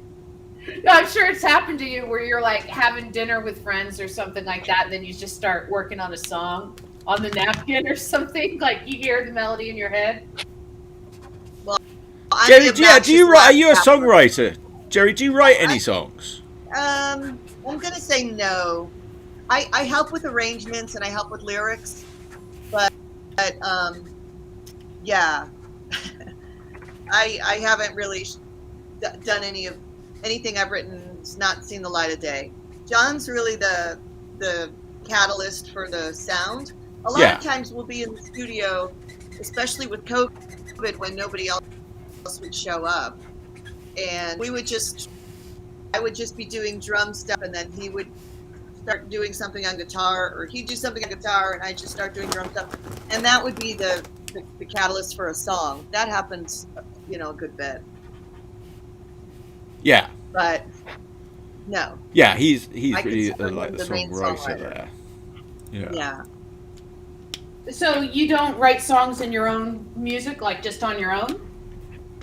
Not really. I mean, I record stuff on my phone, that are like a symphony in my head, but my ability to get them into, like, I was at my hands once, and and the sound of the faucet was so incredible. I was just like, oh my God. And I was hanging out with a childhood friend. I'm like, you got to hear this, and it was just running water, but in my head, it was this Bjork, like, if you ever saw that movie Dancer in the Dark, it was just this whole thing. And I tried to record them on my phone, and it's just, it hasn't translated yet. I think I need better musical chops, really. When I was a kid, well, but I need fair. You're in a professional band. It's not like you don't have musical chops. Yeah. Yeah, but drums are the most melodic of instruments, so anyway. Drums to me are the heart of the band, because if you have a bad drummer, that's the first thing that stands out to you, and nobody's in rhythm, nobody's synced with anybody, right? And if you have a really good drummer, it's kind of like what the Buddhists call invisible work. You only notice it hasn't been done. And so, like, a really good drummer is this heartbeat that everybody else kind of gets in, and it gathers everybody. And even if the drummer goes off on a solo or something like that, you still need to have rhythm for that. And as somebody who was not born with natural rhythm, I have nothing but respect for it. So, yeah, I'm a bit like you, Amber. I'm not born with natural rhythm. Yeah. Yeah, I'm not. I've got I play guitar. Whatever the opposite of that is, I've got that. Yeah, I play guitar badly, so I will do that. Yeah, well, you're right. Like, a bad drummer does bring a band down pretty quickly. That's for sure. Or there's some expression, you're only as good as your drummer, or a band is only as good as their drummer. Mm-hmm. There's a band, a punk band from 90s, 2000s, Offspring. I'm sure you're familiar with them. Sure. The drummer with that band is like, he's so amazing. He's like a metronome. And I know that it's like simple chord progressions, and the guy sings in a key that I can actually sing in, and I realize that it's not the most complicated songs in the world, but the drummer, man, like, there's some times where I'll put on one of their albums and I'll just listen to the drummer, because the guy's just precise. Yeah, we had a whole discussion when we were recording this about, should we play to a click track, and we never do play to a click track. Yeah. I have with other people, and what's that? Kind of, a click track. It's like a metronome in your ear. Oh, I see. Yeah. Yeah. You have these huge sound canceling. You can't even really hear much of anything. Of course, if you're using in-ear audio, then guitars and everything get fed through your hands. But the click is really pronounced, and it's really interesting. So we talked about doing that, but it's just not the way the Seagulls do stuff. And we also, there's just parts I slow down intentionally. There's like, I'm going to transition to this, and I consciously slow things down in places. I unconsciously speed things up. I rarely unconsciously slow things down. But I think our ethos is more that music should be more organic, and if we're feeling like playing it fast, and if it feels good, then that's what we're doing, so I would say I am not like a metronome. But a small percentage of that Well, the Seagulls have a very raw and rough sort of sound, and John likes it that way. You know, he doesn't want to sound too polished by any means. I mean, like, he wants it to sound that's the wrong word. It's really hard to say it. Like, he wants it to sound perfect. But he wants to sound perfectly messed up, you know. No, I think we have a raw sound. Have you heard the CD, Chuck? Yes. So yes. Well, I heard the one that you gave. Is it the same as the release one? It is. Yeah. It's true. You had an early. Yeah.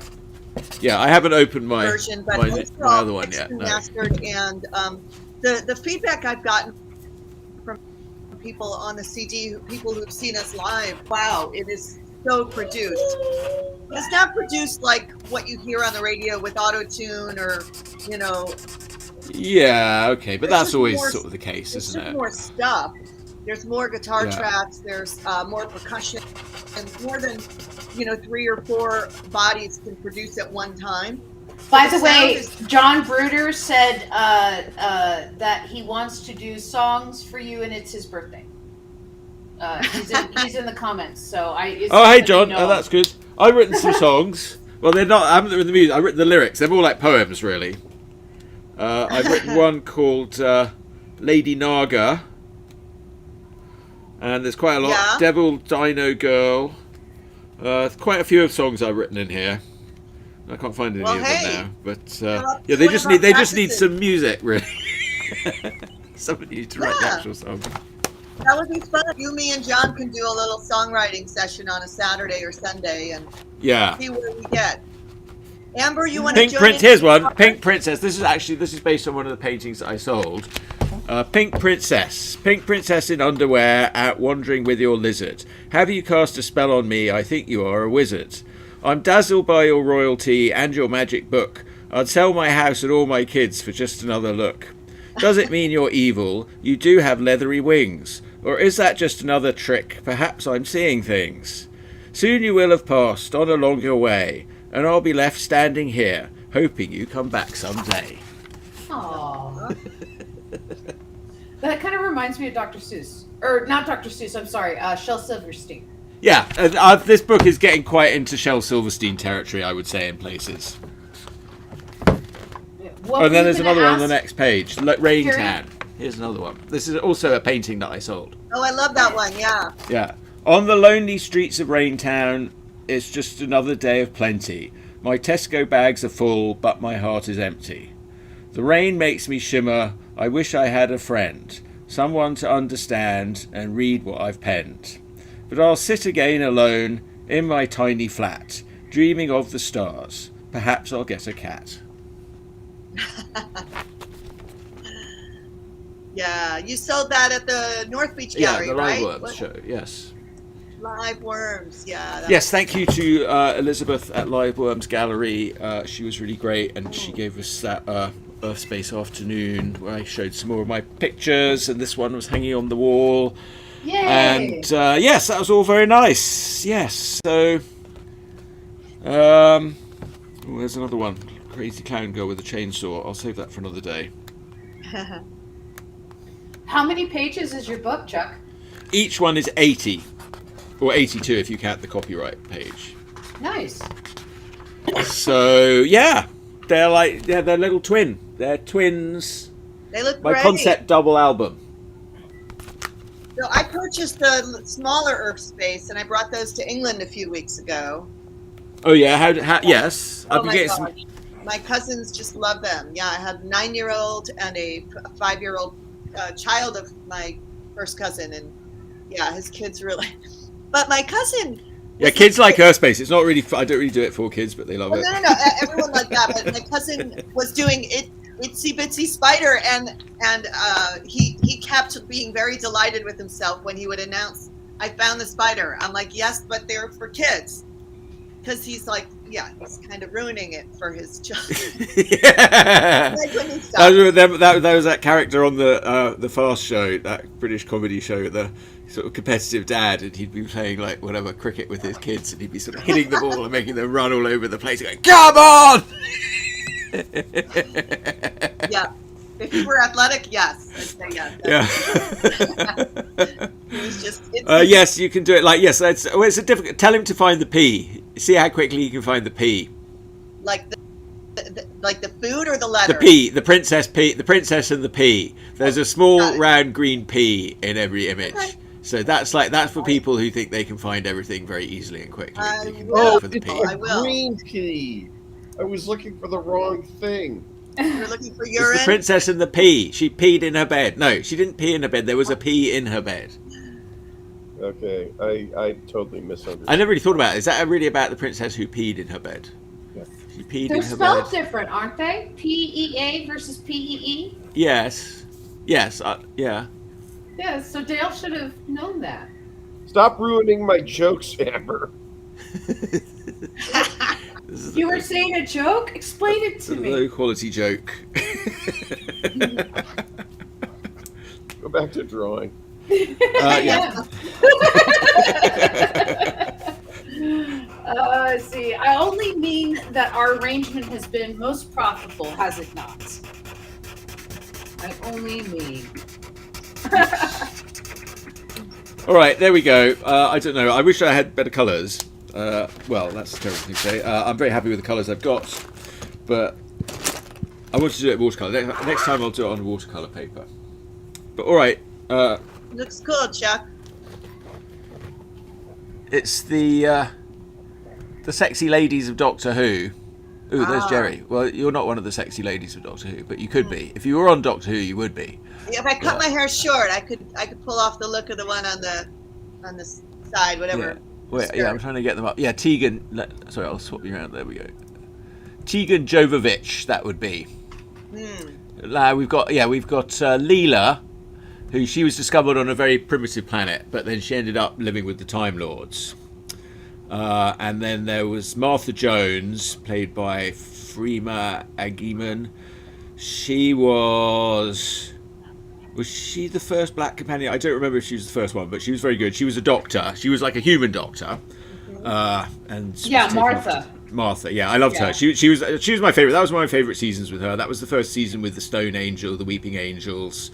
Yeah, that was a. They're still a really good villain. In The Witcher 3, which is a video game, they did a little homage to the Stone Angels, where you go into a graveyard, and you're like, okay, I'll loot this chest on the inside and stuff. And there's these two angel statues on the outside, and when you go outside, they're facing at you, and they weren't before. Oh wow, yeah. Yeah, and then so you walk past them, and if you turn around, they're facing at you again, and they've moved. Yeah. Right? And so it's one of those things that like everybody who's encountered them walks backwards away from that encounter. Even though they can't hurt you or anything, they just show up right next to you. But yeah, it's still it's cool. It's a video game. Yeah, they're definitely one of the best sort of new monsters that came along. There were several good creatures that came in her season for the first time. That was a good season, and they went back and they met Shakespeare. That was good, and and then there was and then it ended up getting quite dark and serious. It started off very sort of light, and ended up getting quite serious. So yeah, that was a good season. And then the other one is Tegan Jovovich. She was from the 80s. She was like an airline stewardess, and she was like trying to get to Heathrow Airport. She'd broken down with her mum.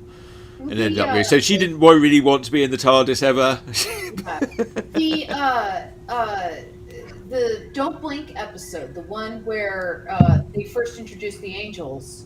What's interesting about that, trivia-wise, is that it's the episode in that season with the least amount of Doctor in it.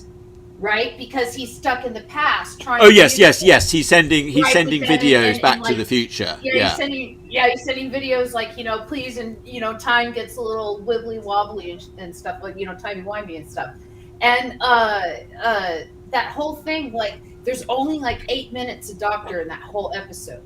The rest of it is that girl trying to figure out the mystery of the angels. And I don't know, it's interesting because when they made that episode, Steve Moffat fought to get that episode made, and the producers are like, but the Doctor's hardly in it. We don't know if people will like this. Angels, like they're not really scary, and and it ended up paying off, that gamble. Yeah, I mean this is typical, isn't it? Yeah. I like that episode because he's talking on a videotape to them and predicting what their questions will be. Yes. Because he is the doctor, and the doctor can do that. Yeah, and then just that, I mean, everyone picked up on that phrase at times, just a big blue wibbly wobbly ball. Wibbly wobbly timey-wimey. Yeah. Well, yes, there are different. Like, I think the way they more or less explained it is there are certain fixed points. You know, some things can't change and some things can. You know, things go wibbly wobbly, but there is a sort of a multiversity. He has sort of reset the universe and stuff like that. There's the universe inside out. I mean, it sort of goes all over. There are alternate sort of universes, but it's a very dangerous thing when they touch. Well, don't forget the whole Matt Smith storyline with like the crack in reality that was like following him, and he ended up being the one that created the crack, which is why it was following it was the TARDIS that created the crack. Exactly. And so like Geri, are we boring you with our sci-fi talk? No, Jerry's has friends. If Jerry's friends like Doctor Who, Jerry's got one friend who I always talk to about Doctor Who. So. I mean, you're a friend of mine who likes Doctor Who also. So. Yeah. Yes, it's true. Yeah. And that's true. Anyway, yes. So yes, and Tegan, I like Tegan a lot. That was in the 80s with Peter Davidson, which I didn't really watch it at the time, forever. But going back to it, I really liked it, and it was like him and her and Nisa going around just having some good times. But she also was a bit traumatized. Some of the assistants get a bit traumatized by their experience. In fact, most of them do. Most of them end up being traumatized. I realised they sort of start off all happy. But by the end, usually it's not been that great. Yeah, they totally... I mean, he did a number on Sarah Jane. Yeah. In fact, that was one of the episodes where, she just kind of said that she never got married because she never got over being with the doctor. And he was just kind of, he doesn't like dealing with the guilt of that. But don't forget that episode where she comes back with the school and everything with K9. Yeah. And she had a lot of spin-off series. She had several they had several sort of attempted short spin-offs with her. But she was trying to warn Billy Piper's character, like, he's going to break your heart. Yeah. Right? And Billy Piper asks him, and there's the line that won me over on Doctor Who, right, is Billy Piper asks him about, like, are we just like, hanging out? Like, what's going on here? Are we an item? What's going on? And he looked at her, and David Tennant is such a good actor, and he said, "I'm so very old." And it's just, there's so much weight with that line that it's like, oh man, David Tennant, you just made me a fan. Yeah, it's very good. It's really, I mean, like, having watched them, having been through all of them now, I'm like, I love them all. They're all good in their own ways. It's very interesting. It's always on the right side of history, first of all. Of course it is. Even when it's like sort of, I think under John Pertwee, it's sort of a bit like the height of the patriarchy. Mm-hmm. But even under him, you still like him, and he's great. And and it's always still on the right side of everything. Of course it is. And then when you're back there in those eras, it can't be more authentic than when they're running around in like sort of 70s Britain or whatever. Or Tegan in the 80s there. I mean, that's great. Something like in the 80s, I couldn't watch it. I was like, oh, this is rubbish. But now I look back at it, it's like, oh, it's also great. Well, it's a nice tour of Great Britain's quarries. What? Tour of the British quarries, yes. Quarries, huh? Quarries, yes. It's often filmed like quarries look like most planets. Like the fact is that most planets look like a quarry. Yes, of course they do. Of course they do look like a quarry. I grew up near a quarry, like 2 blocks away, and it was interesting. You'd go under the fence and look down at this gaping hole in the earth. But then they decided to fill it with garbage. So next thing you know, there's like, rats that are bigger than big cats running around, and it's not very nice. Ew. So, yeah. That's fair. Quarry for that reason. Humans suck. Yeah, we had this place near us called the Lime Pits that would be sort of alternately filled with trash. These days it's a nice little playground. They've sort of done it all up. Yeah, let's ignore the toxic waste under everything. Yeah, it's like the Shoreline Amphitheater, right? Yeah. That was a huge pit of garbage, hence the methane burning off the fumes. Yeah, when that place first opened, if you sat in the grass, you could actually set the grass on fire. Oh, what year was that, Dale? Oh, that was early 80s. That was the Bill Graham. Yeah. Oh, God. Yeah, I think I saw one show there. It wasn't a great venue. Oh, I lived in Mountain View, so I had early access tickets. So I did a lot of Shoreline stuff, Lollapalooza. I did Alapalooza. What's Alapalooza? Weird Al Yankovic. Oh, nice. Yeah, Alapalooza was a show that he did back in, I want to say like 2003 or so, and it was the coolest show ever. I saw it in Vegas, and because he dresses up for a lot of his songs, whenever they go off stage and they would, be dressing up for the next song, they'd have a musical guest come out and perform. So I got to see Madonna, I got to see Michael Jackson, obviously Weird Al, and then like Coolio and like 2 or 3 other people that he parodied, and it was like this crazy show because there's all these genres, and yeah, it was pretty cool. That's amazing. Yeah, it was an amazing show. Weird Al Yankovic is one of those creators I think is underappreciated for his talent because he's an amazing lyricist. He really is, for sure. And being able to be a chameleon to any musical style, like the man he must be stopped. And he crosses the boundaries. He's truly family friendly. That was one of the early things we and our kids could all agree on, was just genius. Yeah. One thing I like about him too is that he had something very tragic happen to him in the I want to say about 2004 2005. Both of his parents died from carbon monoxide poisoning at the same time. Heard that? Look it up if you don't believe me. Wow. And so both of his parents died because the flue to their chimney was broken and it wasn't open, and so all of the fumes came into the house and killed him. And he performed that night. He performed that night because when he came out on stage and all of his fans knew what happened and they were surprised that he didn't cancel the show and stuff, he said that he has had fans come to him and say that in their darkest moments, his music has made them feel better. And he hopes that it can do the same for him. Wow. Yes, wow. Yeah. Yes, I went to see Nick Cave last year. My friend so I had tickets, took me along, and that was very dark. That was like really a sort of mournful, very dark thing, coming out of the pandemic, but it was about his son. Apparently his teenage son died while taking LSD. He jumped off a cliff or something. Oh no.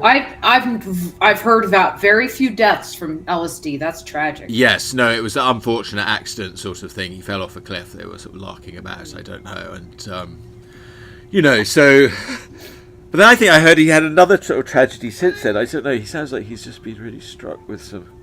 Yeah, it was very, very dark show. It was very interesting. I mean, I was quite moved by it, but it was really like not a very enjoyable. It was not me the experience. Yeah, it was quite transcendent, I guess. Yes. Yeah. I still have a cat that wants my attention. There's no dry food in the house, and so I think. Please get off of that. Thank you. There's no dry food in the house, so I think he's hungry.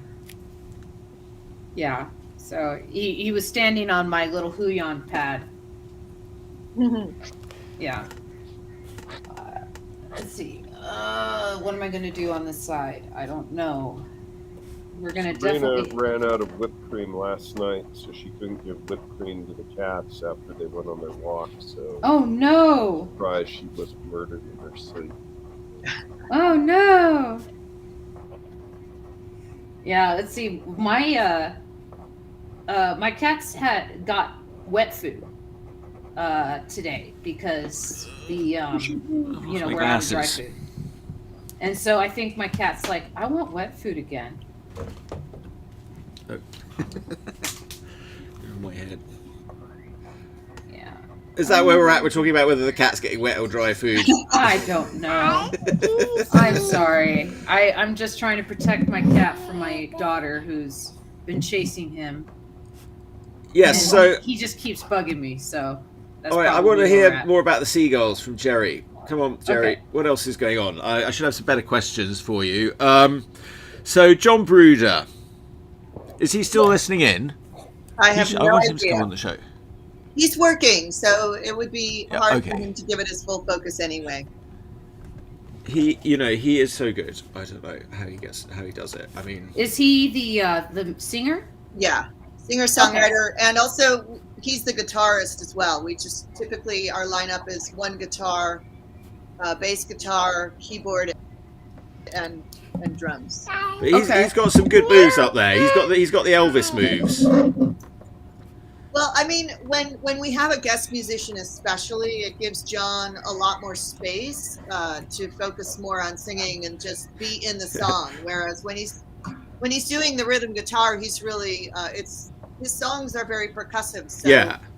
really, it's him and me is more the foundation of the song, and then everyone else sits on top. But when he's got to sing on top of that, it is a lot. So yeah, I really love what guitarist Chris Corona brings to our show. I don't know if you heard any of the banter between songs, but Yeah. that guest guitarist was the recording engineer of the album and co-produced it with John and I. So we had, many hundreds or thousands of hours sitting in the studio and just hearing sections of the song over a million times. And so Chris knows him out.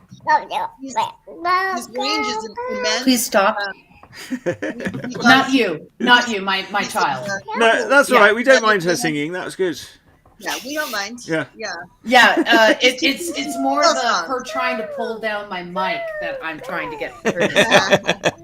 Well, maybe she's got something to say. Okay. Do you want to speak on camera?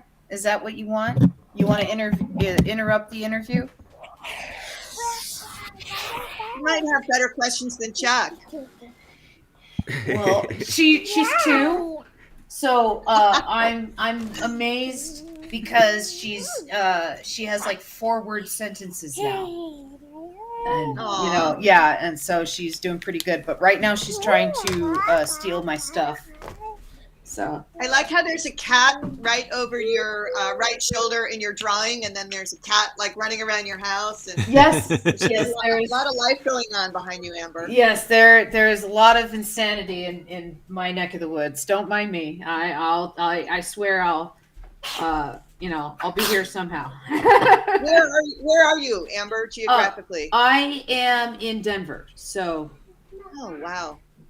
Yeah, it's lovely Denver. I mean, I don't know. I'm tempted. I'm always thinking about where I would live if I didn't live in San Francisco. Denver sounds pretty good. Denver's really neat. The food scene here is really good. If you like mountains and hiking and being active, it's a wonderful place. Well, I'm not much good at hiking anymore, but I do like mountains and hiking. I'm not. Yeah, I mean, I suppose that makes sense. Yeah, but. Even still being in the outdoors is really nice. Yeah, I do like being in the outdoors. It seems sort of nice when we flew through there the other day. When you're looking for a place to live, you need to know if there's bookstores, comic book stores, and good Thai food. Yes, all those things exist here. Oh, then I'm very interested. Yes, all those things exist here. Let's see. I'm trying to make this roof actually happen. Yes, all right. Well, I'm done with my drawing for now, I think. There we go. The ladies of Doctor Who. My computer doesn't want to save my... Well, my favourite ladies of Doctor Who. Everyone's got their own. I mean, there are a few others I would just put in. I could have put in, like, Zoe. I did like Patrick Troughton's assistant Zoe a lot. She was, like, very smart. She was even smarter than Doctor Who, and she was sort of little. But she could sort of solve calculations even quicker than he could. And... who else did I like? I liked sort of both Patrick, John Pertwee's. I don't know. I like the male assistants too. I like Jamie. I got into it with Eric Eccleston, And so that was my first Doctor. And then, Chris Eccleston. When it excuse returned, me. And then Tennant, he's the one that really won me over and stuff. But I'm trying to think of Amy Adams, Brody, I think was his name. Her character, the Scot that was with Matt Smith's character. Amy Pond. Yeah, Amy Pond. It was her boyfriend. He was awesome. And yes. The deadpan delivery of some of his lines. Oh yeah, Rory.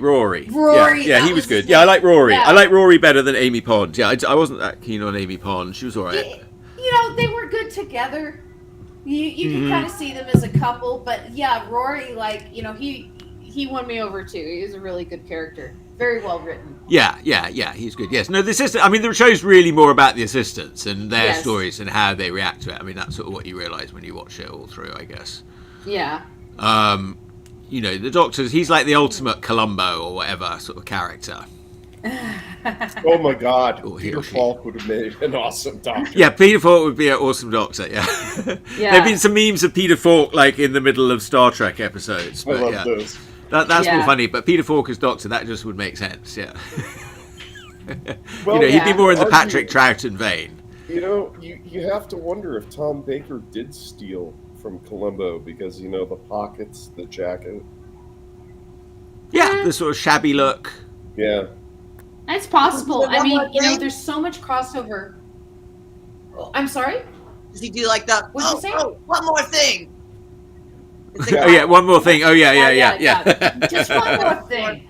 How did the bullet get there? See, my dad doesn't like Columbo, and that makes me very suspicious of him. Because, the only reason not to like Columbo is if you've got something to hide.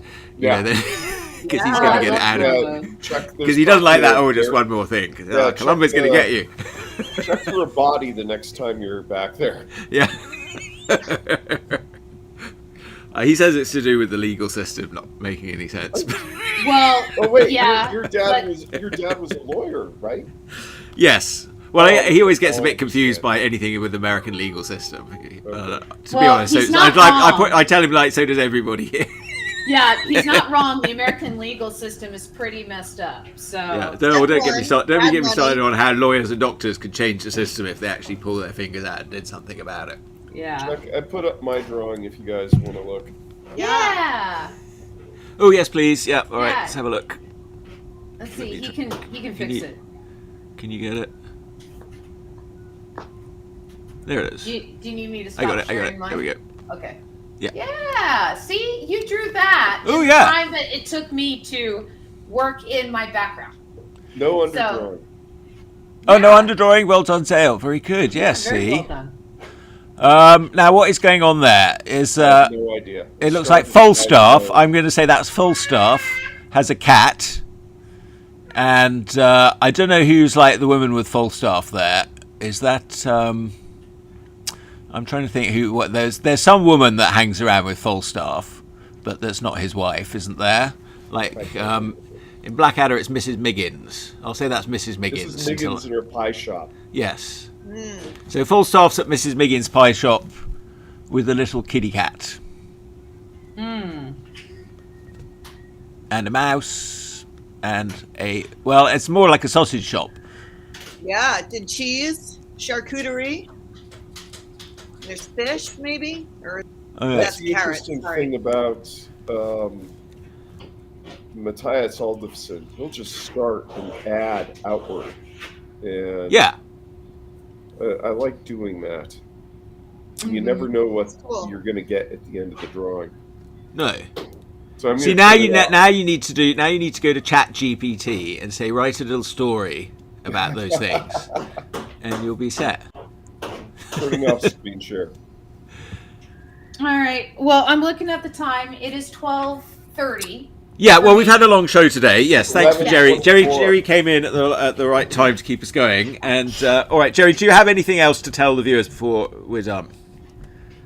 Listen to our album. Go to our website for now. Listen to the Seagulls. Go to our Bandcamp site. Let me just pop that in the URL. But this album, we're really, I don't know, I'm really proud of it. It was a lot of work, a lot of time, a lot of money. But more importantly, the songs I think I think they sound great. They're really what I would want to hear even if I wasn't in the band. Yes. So I really hope people give it a listen. And get you in the main window. Kind of like such a pure blend of. Oh, now I can't find us on Bandcamp. That's weird. Oh. It's such a good blend of. Well, I did drop the link in the seagullssf.com. I dropped the link in the chat, so people on Twitch, YouTube, and Facebook should be able to access that. Let me just give you one more link, please. Yes. So here. Okay, it's just not cooperating. In the private chat, I can copy. Got it. Okay. Here we go. All right, there we go. Bandcamp. Yes. Got it. All right. Kind of more of our back Control catalog. C. Control V. Windows. I don't. You're the worst show ever. Wait, what is paste? Is it Control V? Like, Why is it not what's pasting? my password? Paste. There we go. Bandcamp. There we go. All right, that's in the chat. All right, that's good. All right, well, that's a show. That's a wrap there with that amazing feat of technology. Just think, people, look, you can click on that link and it will take you straight to more information about the Seagulls and where you can buy that album. And it's just amazing. It's amazing. Here we are. You know, I mean, this show, I agree, it's operating on the principle of Seinfeld. You know, like, why would anyone watch it? Because it's on TV. But all right, do we lose Amber? Right, Amber's gone already. All right, well, thanks, Amber. Thanks, Geri. Thanks, Dale. Geri. Here's the end. Bye. Bye. Bye, gang. Don't eat people. Here's a theme song for Chuck Whelan Showy. He asked me to write one, but I stole from David Bowie. Here's a theme song. Chuck Whelan is the best. We have lots of hosts, but we're running out of gas. Will you be our guest on? Will you be our guest on? Be on the Chuck Whelan Show. Whoa, whoa, whoa, whoa, whoa, whoa, whoa, whoa, whoa, whoa. If you're gonna have a show, you gotta have more guests, sweetie.